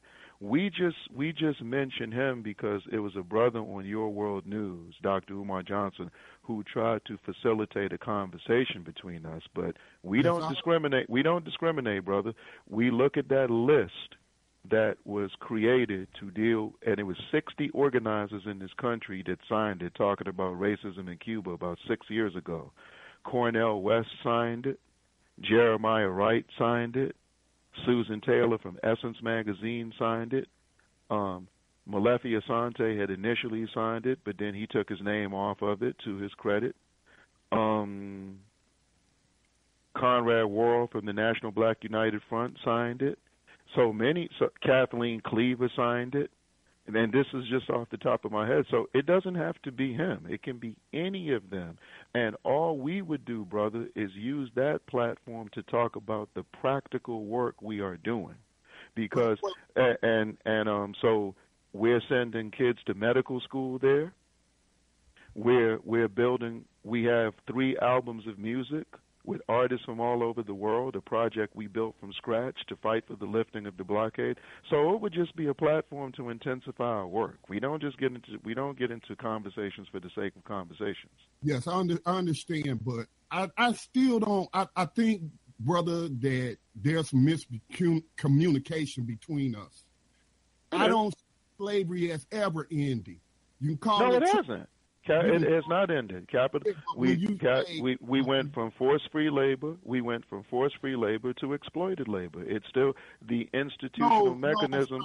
If I may, I'm not talking about people whose labor is being exploited through minimum wage. I'm talking about brothers and sisters who are captive. See, I don't call it police violence. I call it slave catcher violence because, again, legally, this country never abolished slavery. The 13th Amendment says slavery and involuntary servitude shall be abolished except as a punishment for crime. Immediately following the 13th Amendment, they came up with the black codes to target our people, to put them back in, to put them in prison. Most definitely, and that's what we're saying. We're in agreement with you. It's just that the language we're using. But we're saying though that our goal is to smash the capitalist system. Now, whatever language that people are we talk about that too, it's also part and parcel of the work being done on the African continent as well, which we are part of, because most of the time when we talk about slavery, it's discussed in isolation from colonialism. And we have gone from settler colonialism in Africa to neo-colonialism. And a lot of times people don't qualify the difference, because when we say colonialism in Africa, people will say, oh, that's over. We're independent in Africa. But that's because they don't have exposure to neo-colonialism. And then we know we've gone from military neo-colonialism to civilian neo-colonialism. So what we're saying is the enemy has looked at their creative ways to tighten their grip on us, but we're just talking about it in the context of the intensification of our resistance. And that usually is part and parcel of the demographic that we strategically target. It's obvious that you target the demographic you do because it's connected to your organized work. And the language we use is a direct result of the demographic that we target. But we're together. Our ships sail in the same direction. Right, and we do have a representative who will be traveling to Ghana after we were invited. I'm not able to make that trip because I have to stay here in Manhattan. One of the people who work with you is organizing an activity in Atlanta for us, and that would be Brother Quixote Scarborough, who spoke at your event, Brother Tut. I was just on WRFG in Atlanta with him the other day by phone. So all I'm saying, though, is that because one of the things we want to talk about is how the dynamics in prison impact on our children, and we want to bring attention to the organizations that are doing that work who are willing to highlight that. So please, by all means, if the organization that you're part of and the networks you're connected to, if in their areas they are able to have a children's activity on December 9th, their own activity the way they want to, by all means do it. Because all we want to show is how all the problems and challenges that Africans face at home and abroad, how they impact on the African child. That's the only reason we're on tonight. All right. Thank you, brother. Right, thanks, Brother Scott. Brother Obi, so cool. Me and Richard was looking over the latest article that you wrote for the Herald, and the first propaganda. Yeah. Well, I wouldn't call it propaganda, but let me read. We're being facetious. Let me read that first paragraph because I want you to expound on this for the listening audience. Sure. I think we got a couple calls, so we'll just condense it a little bit for me. Sure. Let me read this. And thank you for your encouragement and support for those articles. Oh, listen, it's all about sharing information and dispensing information, man. Of course, it's needed. It's needed. Now let me read this because we get overwhelmed with the articles, Because I think this is timely, especially the quote that you read, the quote that you wrote in the passage, because because you just had the special forces that got caught over there in the country that the name escapes me when Niger? When the 4 Marines got killed and the black man got left but recovered his body 2 days later, and his family still has no explanation to what he was doing there. Let me read this article, this paragraph. Okay, go ahead. It says, during the closing session of the Casablanca Conference that took place on January 7th, 1961, Osagyefo Dr. Kwame Nkrumah, who had made Always Leaving Mother Africa's Children with Food for Thought one of his main trademarks, said the following statement: if we do not formulate plans for unity and take active steps to form a political union, we will soon be fighting and warring among ourselves, with imperialists and colonialists standing behind the screen and pulling the vicious wires to make us cut each other's throat for the sake of their diabolical purposes in Africa. Now, if that statement is not apropos to what's going on now, I don't know what is. But talk about that statement in relation to a lot of things. Well, last Monday, President Mugabe relieved one of Zimbabwe's vice presidents, Emerson Mnangagwa, of his duties. And that came on the heels of President Mugabe a few weeks ago in Uruguay being given the honor of being a goodwill ambassador from the World Health Organization for the whole African continent, which was rescinded because of Western pressure. But going back to now, Brother Malcolm, since we heard his wonderful voice earlier, in arguably his most famous speech, The Message to the Grassroots, he said, we must submerge our differences to have a united front. Now, one of the things that we must understand is that when you say submerge our differences, that assumes that people understand the differences. And if you don't understand your differences, then our enemies manipulate our differences. And so what I'm saying is, so a lot of times whenever one of the main questions I'm asked about Zimbabwe is, what is President Mugabe's plan? He's 93 years old. What is his plan for succession? And the answer is none of your damn business. And the reason that I say that is because you are supporting a paradigm that the African democratic process is uncivilized in comparison to the Western democratic process, number one, but you need the validation. One of President Mugabe's best attributes is he's impervious to the criticism of U.S. and EU imperialism. He could care less what Trump says. He could care less what Obama used to say. He could care less what the Congressional Black Caucus has to say, who came 5 votes short of voting unanimously for the Zimbabwe Democracy and Economic Recovery Act of 2001, the sanctions on Zimbabwe. He could care less. His main responsibility is to keep Zimbabwe empowered, make sure that we keep control of that land and build on that land reclamation program, where 68% of the farming is being done by women. It would be an agricultural metropolis if it wasn't for the sanctions. To make sure that we continue to build on that 97% literacy rate. That's what his responsibility is. And African countries, because in the neo-colonialist paradigm, they go bankrupt trying to finance elections instead of building bridges, instead of building schools, instead of building hospitals. So people on the outside looking in have a lot of hostile things to say about Zimbabwe, but they don't know the first thing about Zimbabwe. And our main focus, being in the strategic capacity we're in the United States, should be demanding, fighting to get the United States to lift the sanctions. The sanctions are 16 years old. The sanctions have already cost the country $50 billion. Just like the blockade on Cuba has cost them $150 billion since 1962. These are resources that will go to, and then when you take a look at the fact that he was they took that title away from him, being the World Health Organization ambassador for Africa, some people will say, well, that's just ceremonial. What does that mean? Look at it in this context.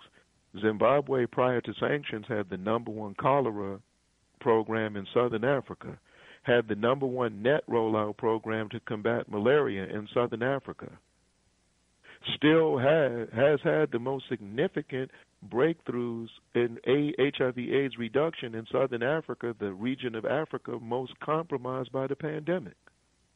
At a moment, because of the sanctions, their applications to Global Fund were denied the second round, the third round, the fourth round, and the sixth round, which brings us to our Zimbabwe campaign, that we will use the music as a springboard to bring to people's attention.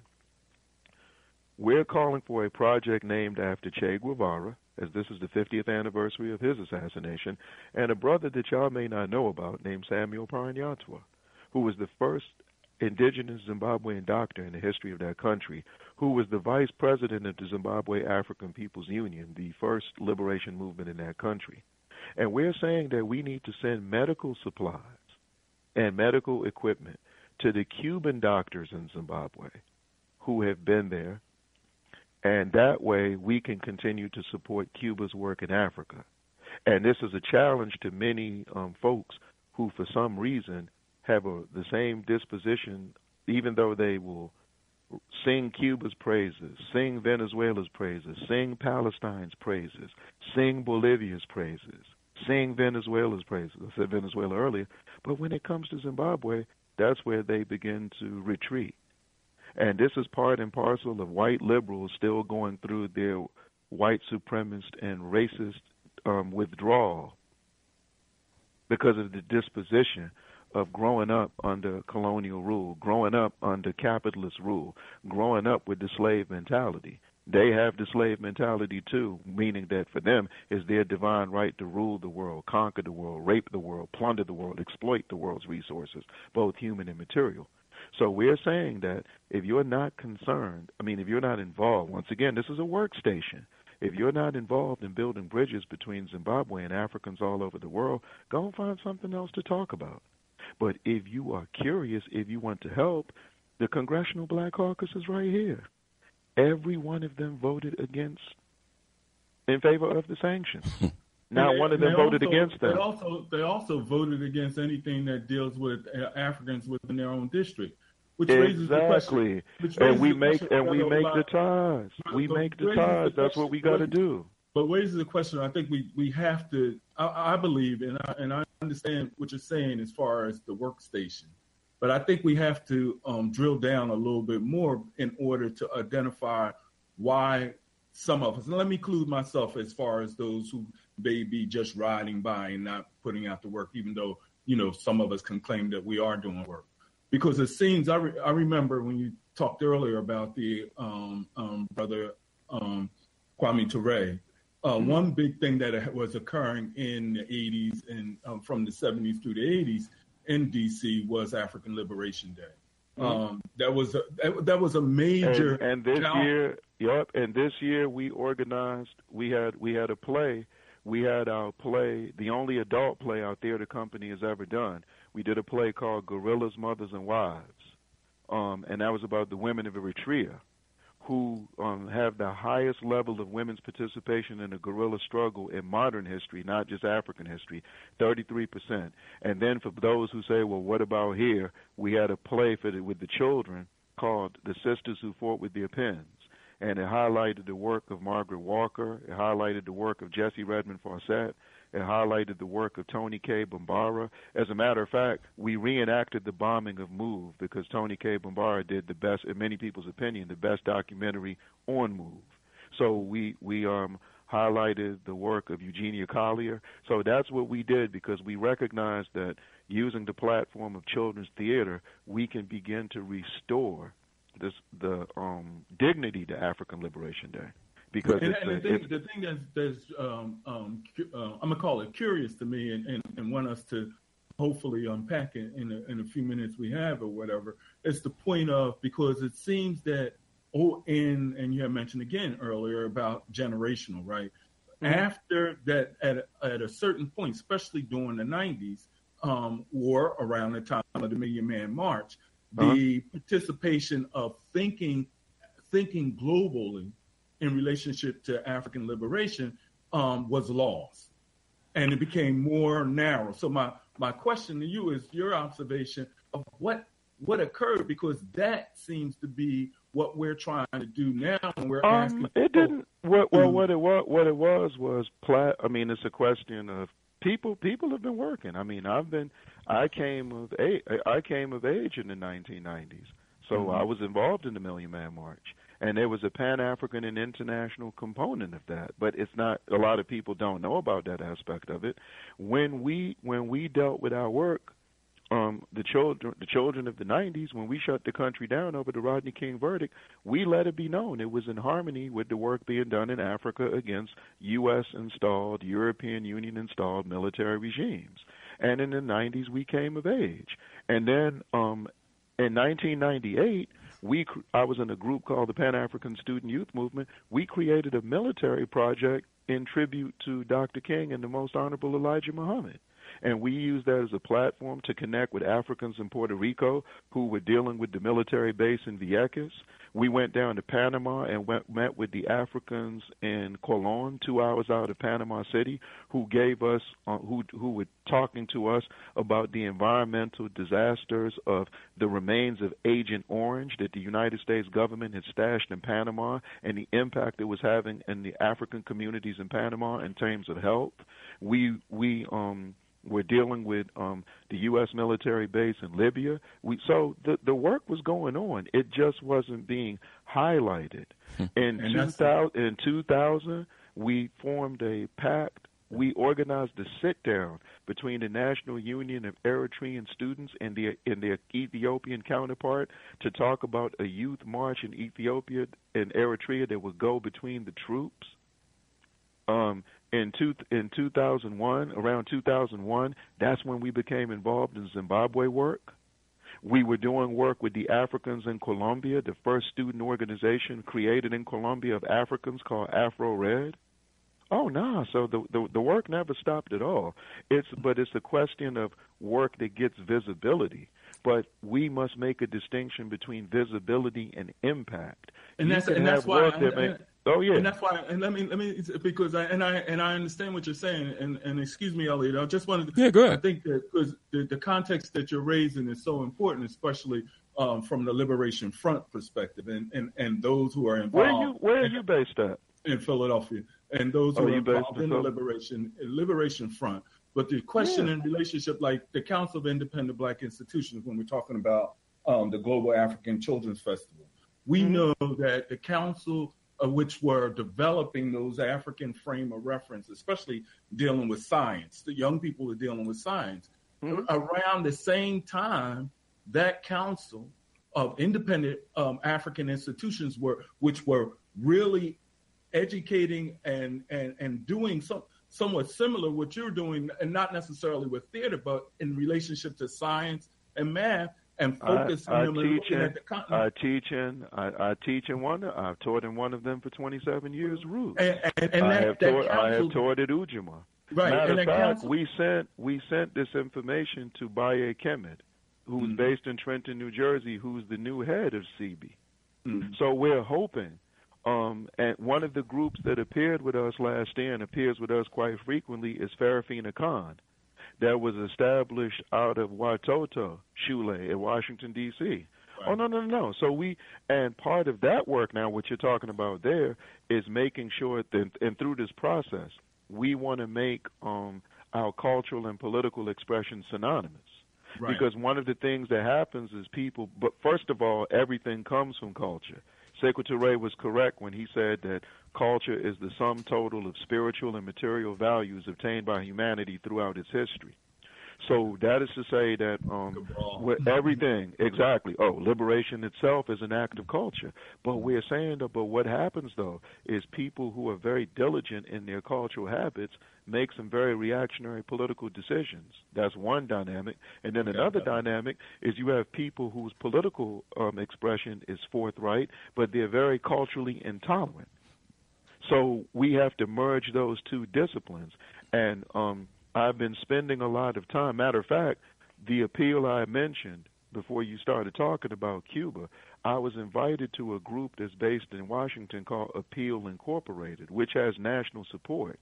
And they wanted me to come in because they said we need to look at campaigns where we're not just talking about generating income, generating capital, but can it be connected to something of the ultimate geopolitical significance? So I think that what we do is we identify people who have focus in certain capacities. And because the struggle for African liberation is like the human body, or medicine, so we speak. Some doctors focus on the brain. Some doctors focus on the heart. Some doctors focus on the foot. It's the same thing with the struggle. Some of us deal with modern Africa. Some of us deal with Africa in its antiquity. Some of us deal with Africans in the diaspora. So we have our different concentrations. But the challenge is to come up with activities and projects and campaigns that are not just collective, are not just sustained, but they're focused.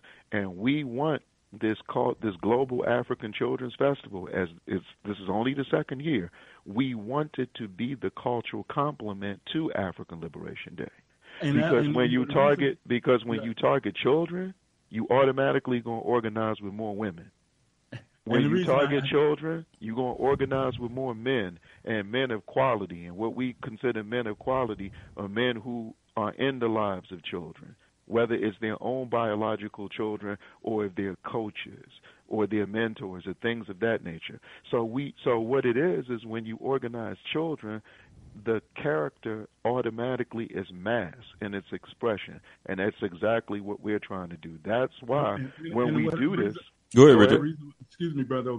The reason why I just wanted to continue to emphasize this, because, again, I think that the strategic intent is on point. In relationship to the second year of doing this. What I'm questioning is that our institutional social formations have become fragmented in those two areas that seem that both of us are raising. That is true. That's true to a degree. To a degree, it's true. But this process, if I understand it right, this process gives an opportunity to where those who are doing it in their isolation can come back exactly and bring. But what it is you're exactly right. Look, let me tell you. You ever heard of J. Archie Hargraves before? Yes. Okay, man, I had a conversation with him in 1995 that brought me to tears, because one of my closest comrades comes out of the AME Zion Church, and his father was a pastor, just finished divinity school at Howard, so he was giving them hell. He was saying, man, what you're doing is beautiful on the political front, but you've abandoned the church. So an older organizer, he went to him and said, what can I do? And we had a conference call with Archie Hargraves. And for the listeners who don't know who that is, he was Dr. King's advisor when SCLC came to Chicago to deal with the public housing crisis in Chicago. He also was an advisor to Jesse Jackson. Some people say he helped Jesse write his paper to get out of divinity school. However, so he talked to us about the difference between the church assembled and the church dispersed. And he said that the church assembled is what we know, people who go to a church, part of the congregation, Bible study, are in church every day of the week. And he said the church dispersed are people who, based on their work, based on their reality, based on their frustration with their pastor, stop going to church. He said, but in their daily walks of life, they clothe the naked, they feed the hungry, they educate the illiterate, they liberate the oppressed. And he said that the church dispersed is more committed to the objectives of the church than the church assembled. And I say that because our movement, just by makeup and capacity, it's dispersed. So we're in 125 countries, but through a process like this, we can connect the organizations that are doing the work with each other. There are organizations in Philadelphia that are doing the same work that organizations in D.C. are doing, and they have no idea of each other's existence. Exactly. We will connect them. And as a matter of fact, do you know that was supposed to be, that was the agreement of the Million Man March. Right. Every organization that helped create a local organizing committee was supposed to have a table on the mall to do two things: recruit the brothers into the organizations and the sisters who came, and to network with organizations who prior to that process they had no idea existed. For some reason, that fell through the cracks, but the voter registration table was out there. Ben Chavis made sure of that. So it supported the traditional narrative that voting is the most effective outlet for political expression, which is a whole nother conversation. So what this does is this gives us the opportunity. So what we did is we definitely reached out to the Council of Independent Black Institutions, asking them to organize an activity in their area. And on our platform, like I said, you're more than likely going to see a children's choir.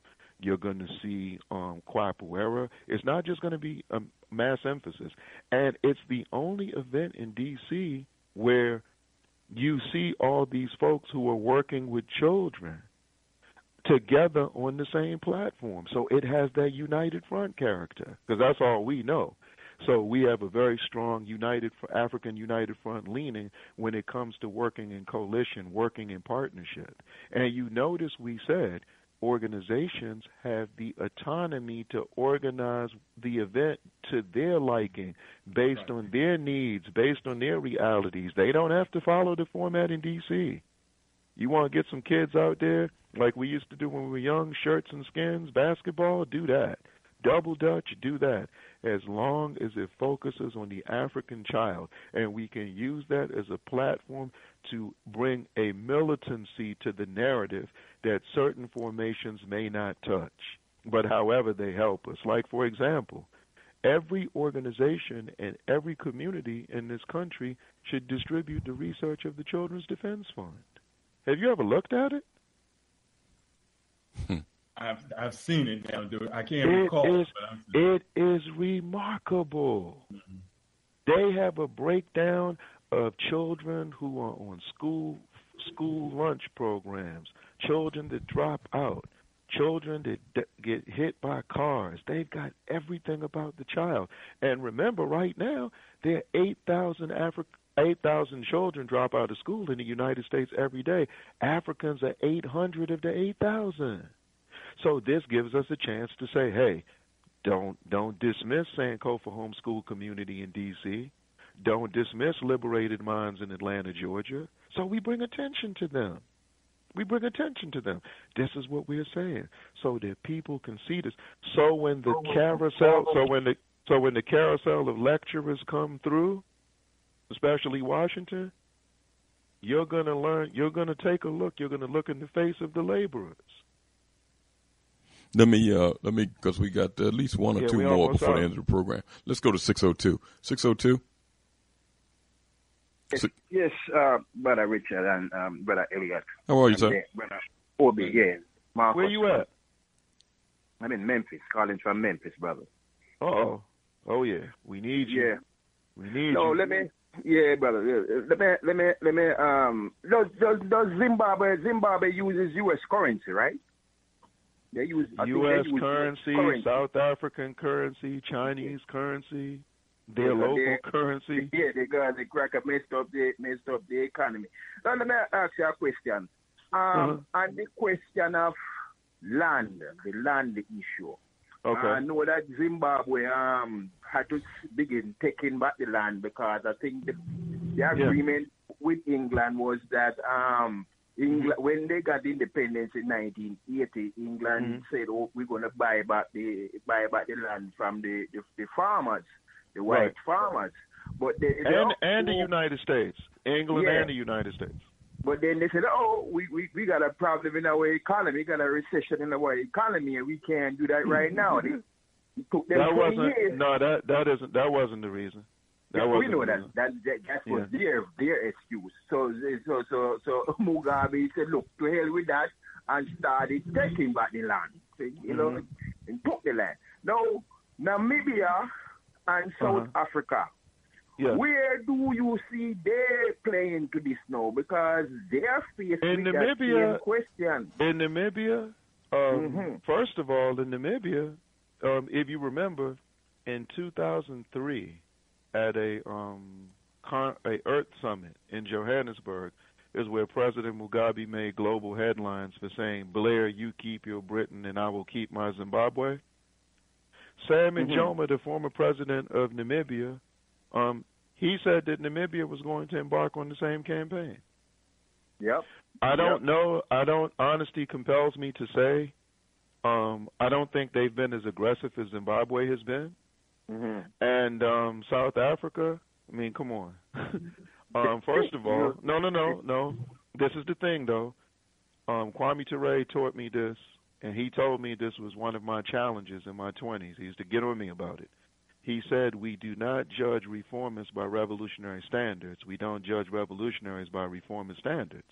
The African National Congress, in power since 1994, I challenge anyone. Go and find any Nelson Mandela speech or press conference or article where he mentioned the question of land.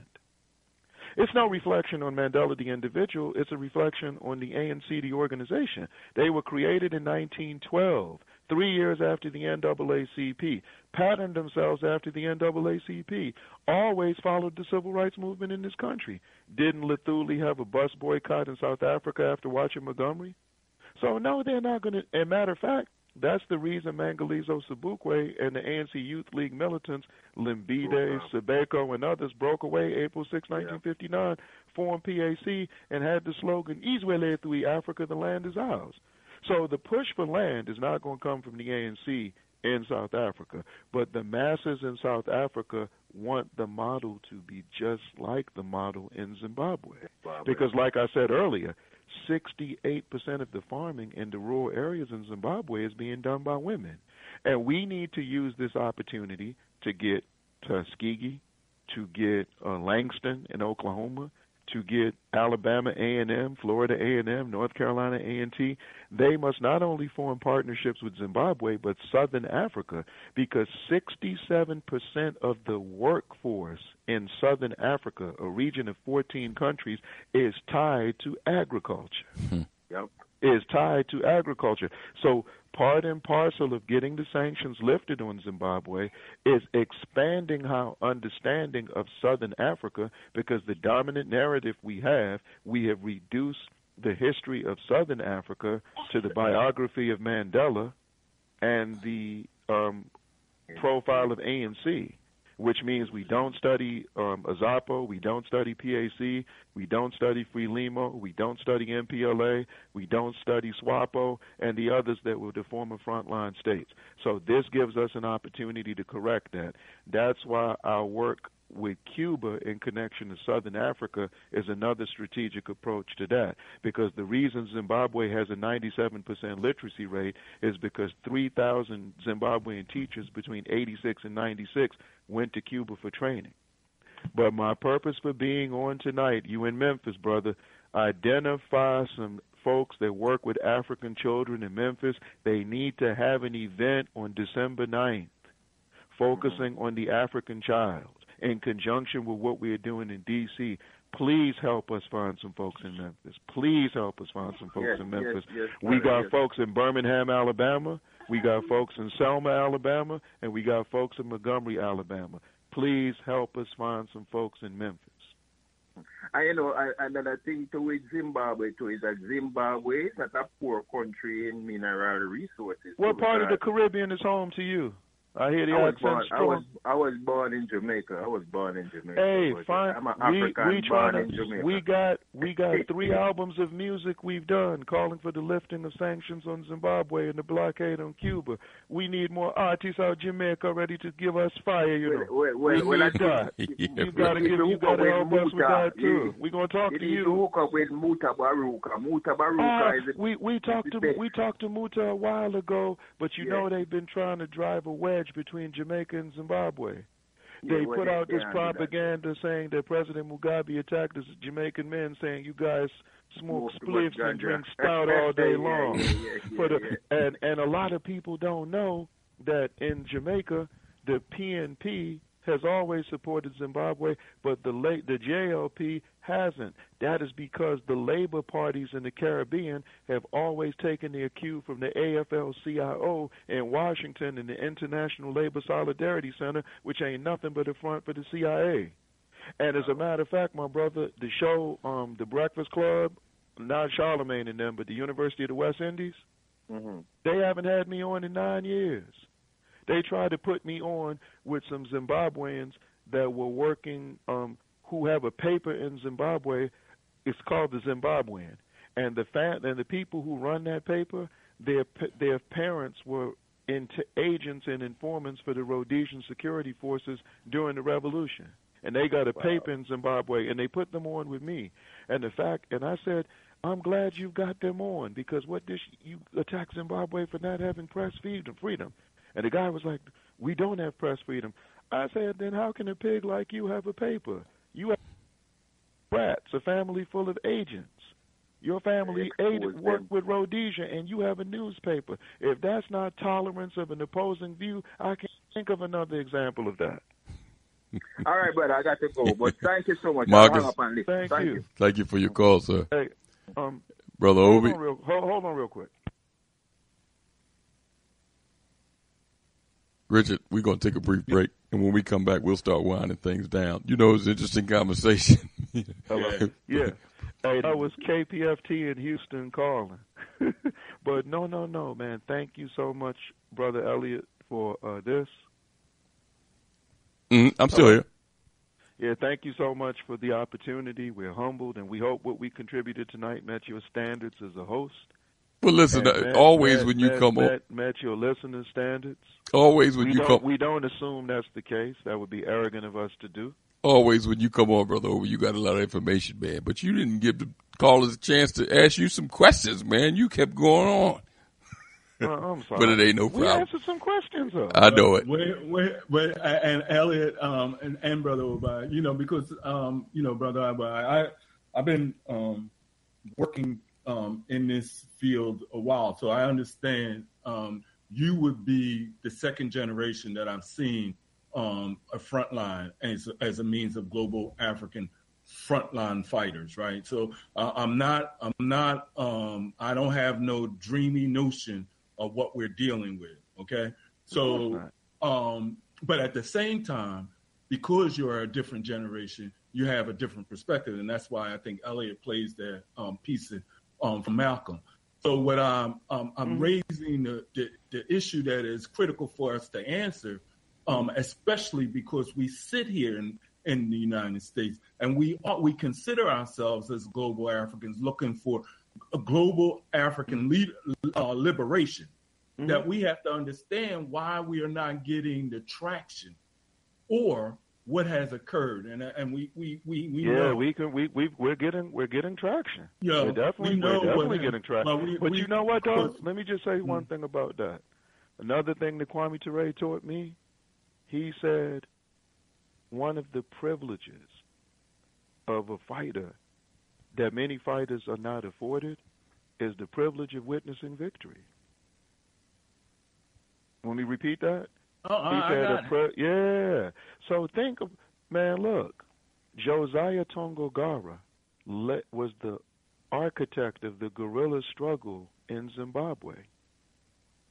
And he died the beginning of Kwanzaa, December 26, 1979, in a car crash after they closed down their guerrilla station in Mozambique and were headed back to Harare. He didn't live to see independence on April 1980.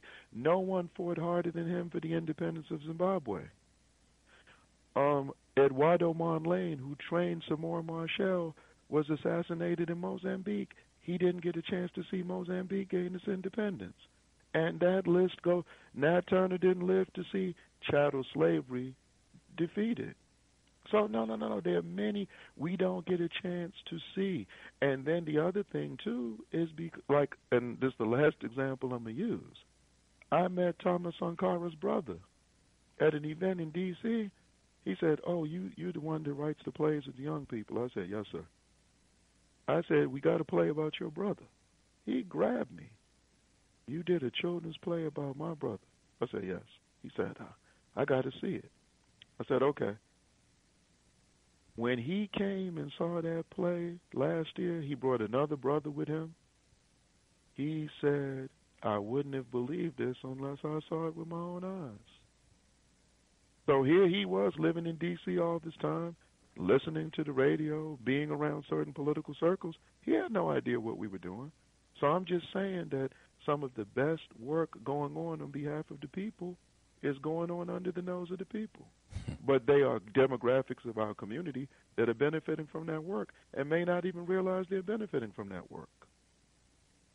How many people celebrate Kwanzaa that can't tell you something about Karenga? Understood. You understand? So no. So we're fine with it. And we're not, we don't necessarily want the recognition. If we got to choose between having recognition for our work and the work having impact and us not getting a drop of recognition, we choose the latter all day, every day. We're servants. We're servants. We have to be able to communicate to others who can be able to know what work is being done. And that's, I believe that's our role, and that's why it's important for us. And that's why Reggie always messing with me when he's on, talking about, Brother Obi, all these conferences going in D.C., I don't see your name next to them. I'm probably somewhere working. I'm executing what they're articulating. Maybe I'm not supposed to be there. So, I mean, that's what it is. But for all the people who listened, for all the people who called in, if you know people in your community that work with children, persuade them to organize an event on December 9th. It doesn't have to be real elaborate. It will be connected to something bigger.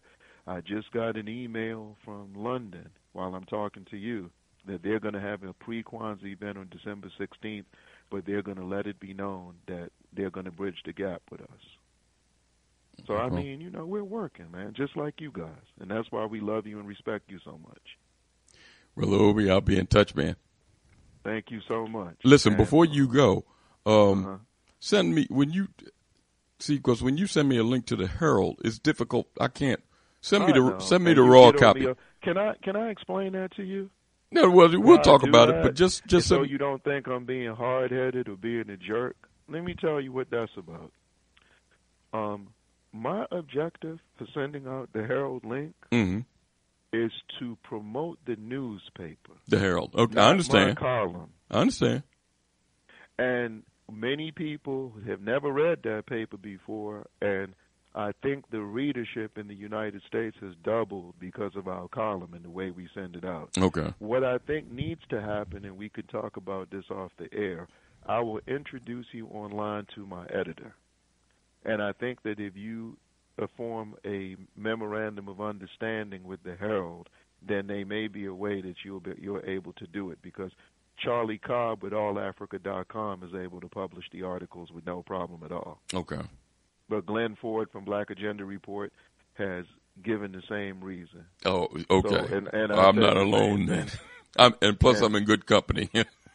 Yeah, and Solomon Comasong with Your World News. So the next step is to get all of you to have these memorandums of understanding with the Herald, the national newspaper in Zimbabwe, so you can not only print Herald articles, you can print Chronicle articles, you can print Patriot articles, and you can even compare and contrast. If that's what you want to do, you can show the opposition media.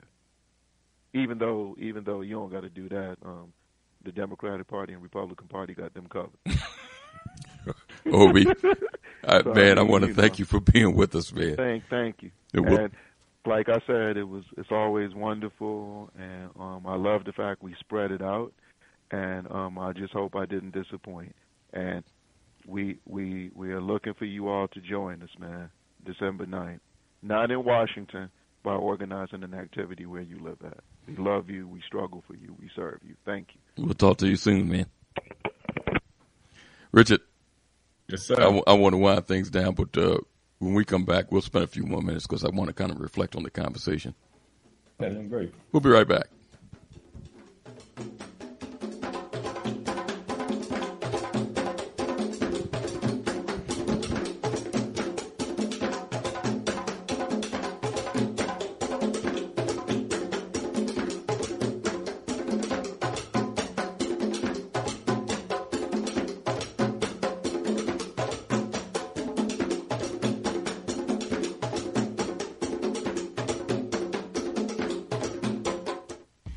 You are listening to Time for an Awakening Media, part of the Black Talk Radio Network. For podcasts or live programming, hit them up at timeforanawakening.com.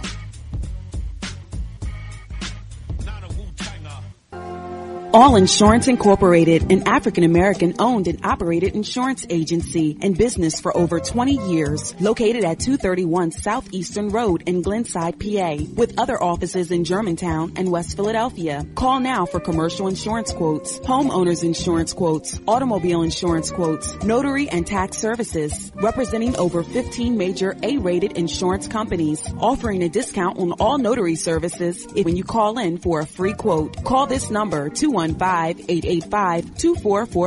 That number is 215-885-2444. 215-885-2444. All Insurance Incorporated.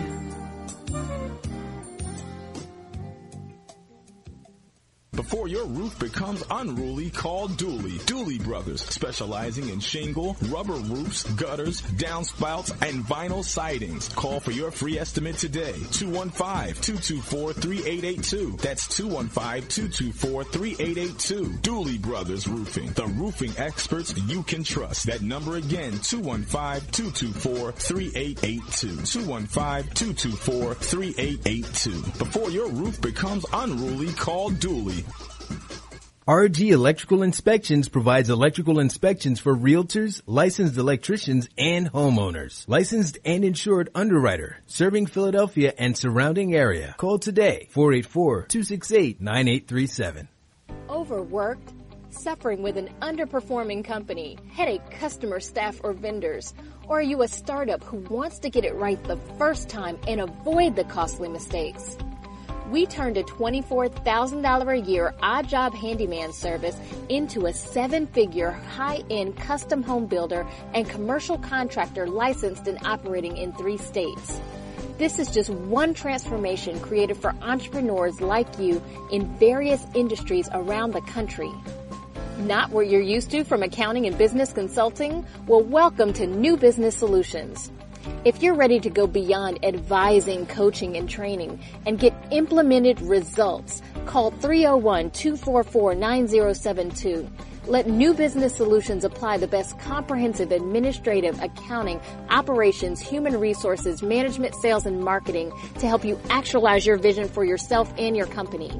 From anywhere nationally, call 301-244-9072. Spelled new as in numerous on your device right now. Book your free consultation at newbusinesssolutions.com.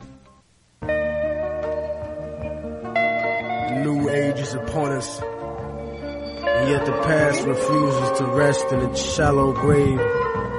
For those who hide behind the false image of the Son of Man shall stand before God. It has begun, the beginning of the end.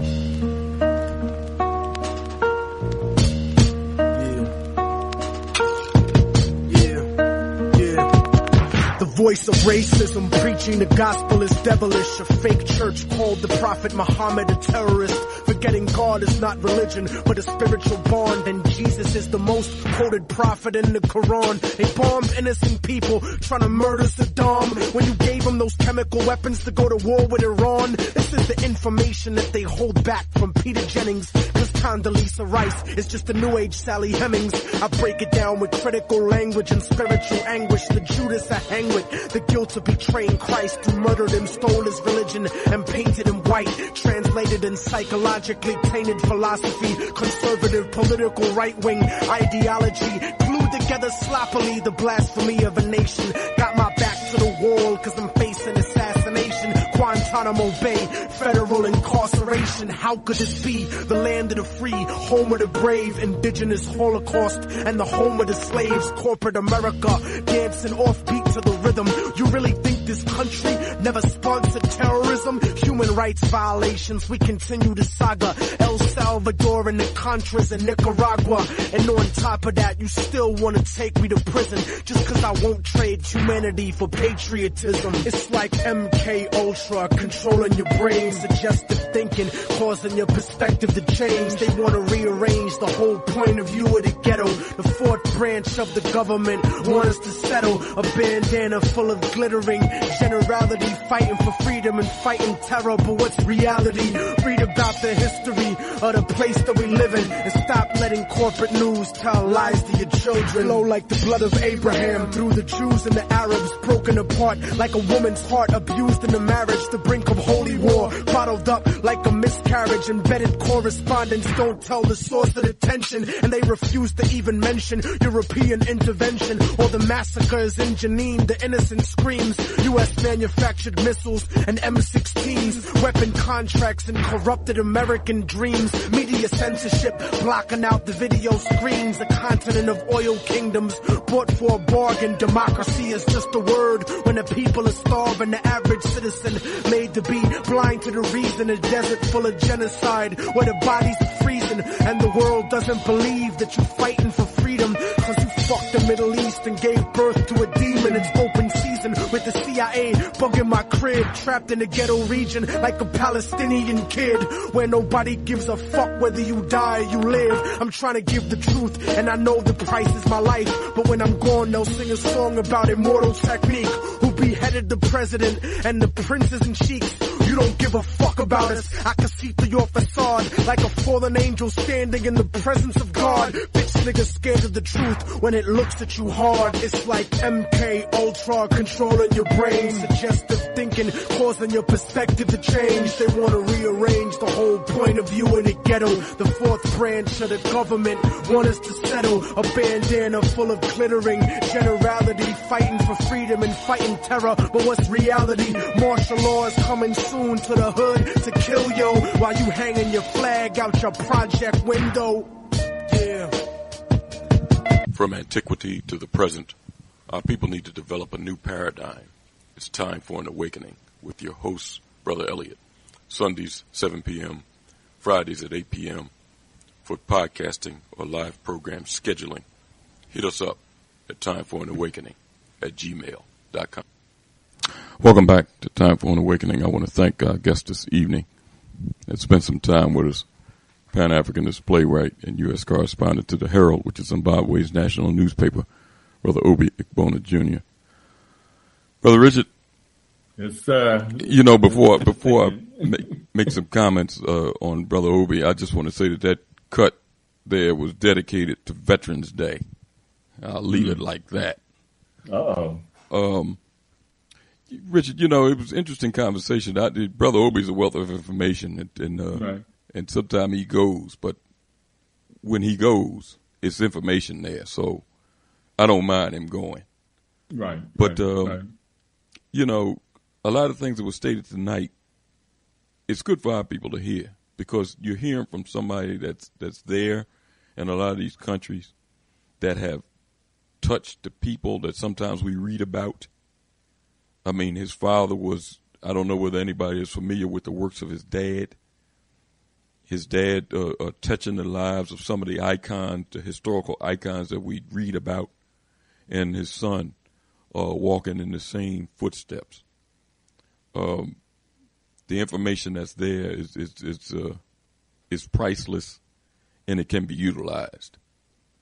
You know, the example that he gave is something that we talked about Friday, Richard, about us using our situation and politically changing the landscape. And when I'm saying politically, I'm not even talking about no Democrat and Republican type of thing. But I'm talking about something similar to what he mentioned when he said that 68% of the farming going on in Zimbabwe is done by the sisters, by women, and about agriculture being the dominant production in Southern Africa. And he mentioned that Florida A&M, North Carolina A&T, certain of these black schools need to start producing the type of people that can help the continent. See, that's what we was talking about. Right.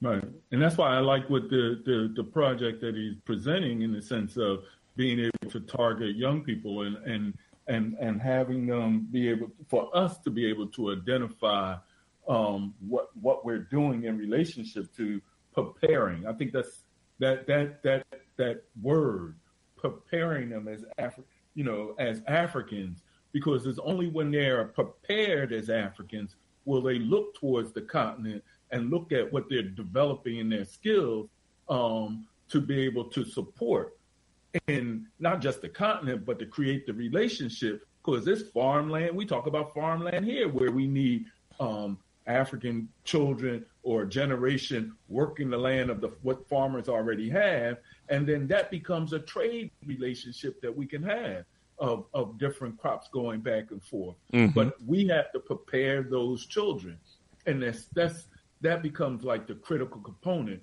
because unless we prepare them from where we are, they won't go to Texas A&M.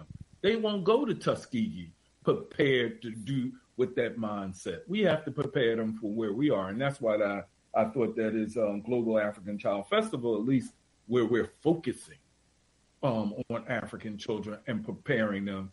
That's our responsibility, because we can't assume that they're going to go to school and then know what to do, because we know that other people are tapping into their mind, their consciousness, preparing them to work for them. And that's so I think he's correct, definitely correct in the relationship that me, and that's the starting point. But we have to be about that. So I really enjoy giving that historical of how you change the narrative. These events wasn't ugly events. Our liberation struggles wasn't ugly events as it relates to America, but was celebratory events. And that's what children should have in their mind in order to be agents of change. And, if you think that Obi can go, listen, I've talked with several of the students in the I guess you call it the troop. Right. He's in, those young people, they're sharp, man. And look who's showing them. Look who's teaching them. Right. They're sharp. Right. They're sharp young people. And the thing that thing that we talk about the networking. Now, you heard him mention Charles Cobb. Right. Charles Cobb was on our program a while ago. He wrote the book, This Nonviolent Stuff Will Get You Killed. Mm-hmm. Him and Kwame Nkrumah started those freedom schools. They was first ones down there in Mississippi and started those freedom schools down there. So now Obi is all down in that area through the help of Charles Cobb and others, teaching at those freedom schools down in Selma and all down at the what's that down there at the bottom of Mississippi? What do they call that? The Black Belt. It's not the Black Belt. Oh man, it's an impoverished area down there where some of our people are in Mississippi. I forgot the name of the area. The listening audience knows, but he's all down there because it all comes full circle, man. He's networking. He's doing what he can. I take my hat off to the brother. But the thing that he mentioned, and we also talk about it on this program, that there's things going on sometimes right in people's cities that they're totally unaware of. Right. And that's why we try to utilize this program, Richard, to get the information out, to bring people together, to let people know what's going on in different parts of the country, and also to let our people know that things ain't as bleak as they might seem. Because if they look at the television and watch the news, and they always showing negative stuff that some of our people are doing, especially the ignorant ones that don't have the sense to know what's going on, and you see this stuff happening, you think that there's no hope, that our people are done, and you can forget it, and run up the white flag, surrender. But it's work going on all over, man. Right, that's it, and that's what I hopefully he understood, and the listening audience understood what I was trying to reemphasize, is that those things are going on, and we need to network, as you said, better, and identifying each other. Because at one point we were constantly aware; it wasn't so fragmented, and we have to get back, at least as he called it, that demographic, because I think now. And it is because of the repressive effort of the militarization, of the global militarization of African people, that these entities now are in isolation compared to networking as they were. And I think that this moment we have to make them aware of each other, and that's what I hear you saying all the time. That's the purpose of this platform, to help in that networking process. Yeah, they got advertisements. I heard Brother Jay the other day, or Joe, I'm sorry, talk about these advertisements where they got football players now. They tried to change the narrative. They was kneeling a little while ago. Now they doing all kind of public service advertisements for the military. Thank you for your service and all that type of stuff. See, our people got to realize, man, thank you for keeping us free. Our people not free. We haven't been free since we've been here. So how are they fighting for our freedom? What freedom? All the wars that our people fought in for this, man, when you came back here, you was in the same situation you was before you left, sometimes worse. Fighting to keep our people free. Our people need to stop spouting some party lines that white people tell us to say. And that goes to that moral question, because if we even accept that line of thinking, the moral question gets in, how many people had to die around the world for you to have that freedom? And are you saying that you're willing, and this is African people have to raise this question, because African people in America or in the West has been the moral compass for the system of white supremacy. It was the system of white supremacy I took a people off of the planetary scale as far as being a part of the human family, and destroyed them and only let them in gradually, right? Now, the question is for those who are saying that the militarization of the world, the death and destruction for the resources of the world so that you can have this freedom, are you saying you're willing to, at the expense of all, Brother Obi raised the point, or somebody raised the point, the average age in Africa is 20-something years old? And you're talking about, and it's 1 billion people. So are we willing to say morally that we are for the militarization, for the death and destruction? We ain't just talking about Africa, South America, the Caribbean. Or we're saying that we're willing to accept this freedom, which is not freedom, at that cost for other people's lives? I don't think our people, we start out the program saying that our people are destroyed for the lack of knowledge. I don't think our people that spout these stupid party lines about something you died for our freedom and this, I don't think they realize what they're saying half the time. They don't. Some of our people need to, just look around, educate yourself. And then maybe we'll start putting together building blocks to really free our people. Then we won't have to talk about some pseudo-freedom that we never had. I'm glad he mentioned about Kwame Nkrumah, and then when they started mentioning about the war was racist, when 33% of the frontline soldiers was black, and our people was only 13% of the population. That goes along with what we already knew about Edison High School here in Philadelphia. Edison High School, inner city high school here in the city of Philadelphia, lost more students in the Vietnam War than any other high school in this country. Not any other high school in the city of Philadelphia. Any other high school in this country. Edison lost more, and Edison is a black school, was black, and still is. Lost more students out of one high school than any other high school in this United States. So when Obi quoted that figure that Kwame Nkrumah was talking about, that the 33% of the frontline soldiers in Vietnam War was black, and we only 13 or 14% of the population, then you do the math. Or anybody do the math. That's it. It's important for us to be able to make the distinction of, and I ain't expecting all Americans of African descent to recognize that they're not a part of the European or white supremacist global structure. Because I've always said I believe it's a large percentage that have bought into it, and I am not thinking that it's just here when we talk about colonialism and neocolonialism. That there is a large percentage of African leaders who control states. Certainly. That have bought into the project of global white domination. But for those who haven't, and I think Brother Obi's characterization about, about a building site, and you're driving in your car, and unless you're going to get out and be a part of the building, just take the detour.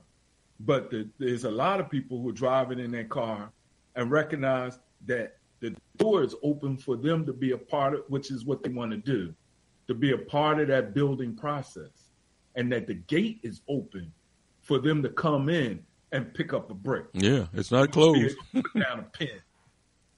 You're right. To give a thought in the sense of how to continue to build this, and that they can be able to be now a participant, then more than just a dreamer or a driver and just going on by. And that's what that's what we're looking for those who in their what they say, the hearts of hearts, knowing that just looking for that opportunity, that these places, these building sites are there for them to get involved in. And this here activity raise is one. I've been saying to you, Elliott, that year of the African child. I mean, I want every year, that June 16th. I don't see why in Philadelphia that hasn't been something that, especially those African-centered schools, have taken on as acknowledgement of helping to cultivate the global outlook of African children in Philadelphia, Chicago, New York, Newark, Mississippi, to be able to look at the continent. And they're part of knowing that they are part of a broader. I know, here they have the dessert club that goes to Kemet, Egypt. Mm-hmm. So these things are something we can be able to participate in to help in the community, helping in raising and developing the consciousness of these children, African children, early. Not wait until they get 50 and say, oh, now I understand what it is to be African. Wow. Richard, look, we're coming up on the end of another program. And you know what? You got to get out. I know you do. So we're going to wind things down. The week starts off tomorrow with African Perspectives with Brother Oshi. Tune in, catch African Perspectives at 11 a.m. tomorrow to 1 in the afternoon. That's Monday, Wednesday, and Friday. African Perspectives with Brother Oshi. On Wednesday, Sister POC is back with Revive, which is Wednesday evening, 8 to 10 p.m. On Thursday, Ulu, Us Lifting Us, Black Economic Empowerment Program, is on from 10 o'clock. From 9 o'clock to 11 o'clock on Thursday evening. Friday evening, Time for Awakening is back from 8 to 10 on Friday evening. And Saturday, SST with Troy Wilmore, Saturday morning sports talk at 10 a.m. to 12 noon, and then Saturday afternoon from 4 to 6. A Black Reality Think Tank with Dr. William Rogers. And again, more programming will be added this month. And from what I understand, from some conversations that I've had next month and probably the 1st of January, at least 1 or 2 more programs to Time for Awakening. So that information drumbeat is going to continue on. And I'm happy about that because the spread of information is necessary among our people. I want to thank everybody for listening to the program this evening. And also thank our guests, Obi Egbuna Jr. Lively discussion as always, and we'll be back on Friday, Lord willing, to continue on this path towards an awakening. Peace. Lazy afternoon,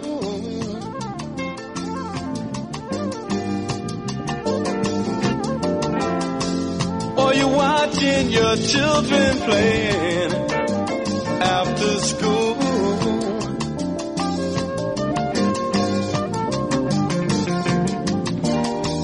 They seem to be so unaware of, I know, the things that they'll soon have to take care of.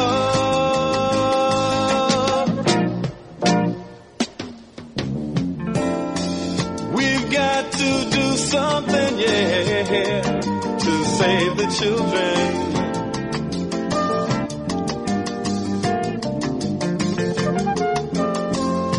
Soon it will be their turns to try and save the world.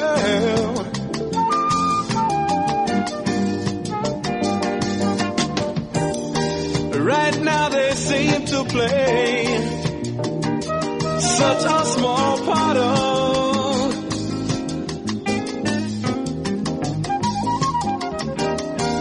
the things that they'll soon be right at the heart of.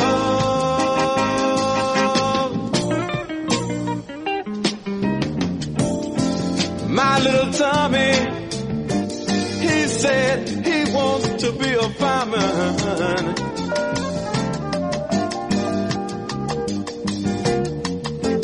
And little Mary, she said she got to teach school.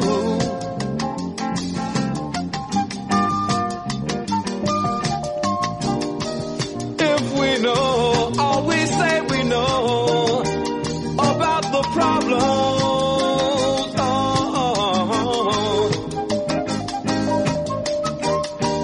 why can't we do something to try and solve them?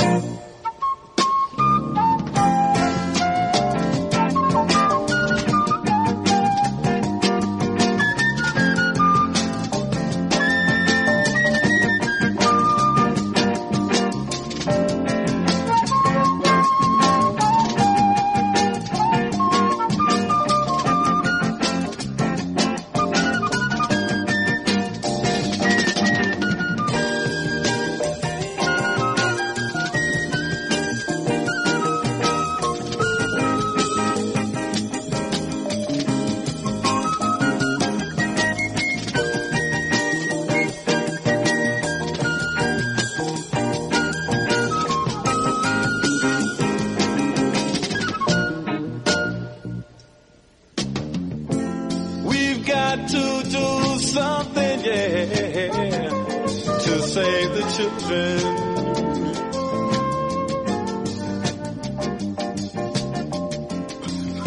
Soon it will be their turns to try and save the world.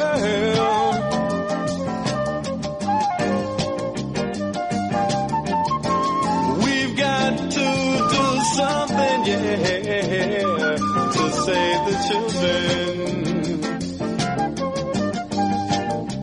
To save the children. To save the children.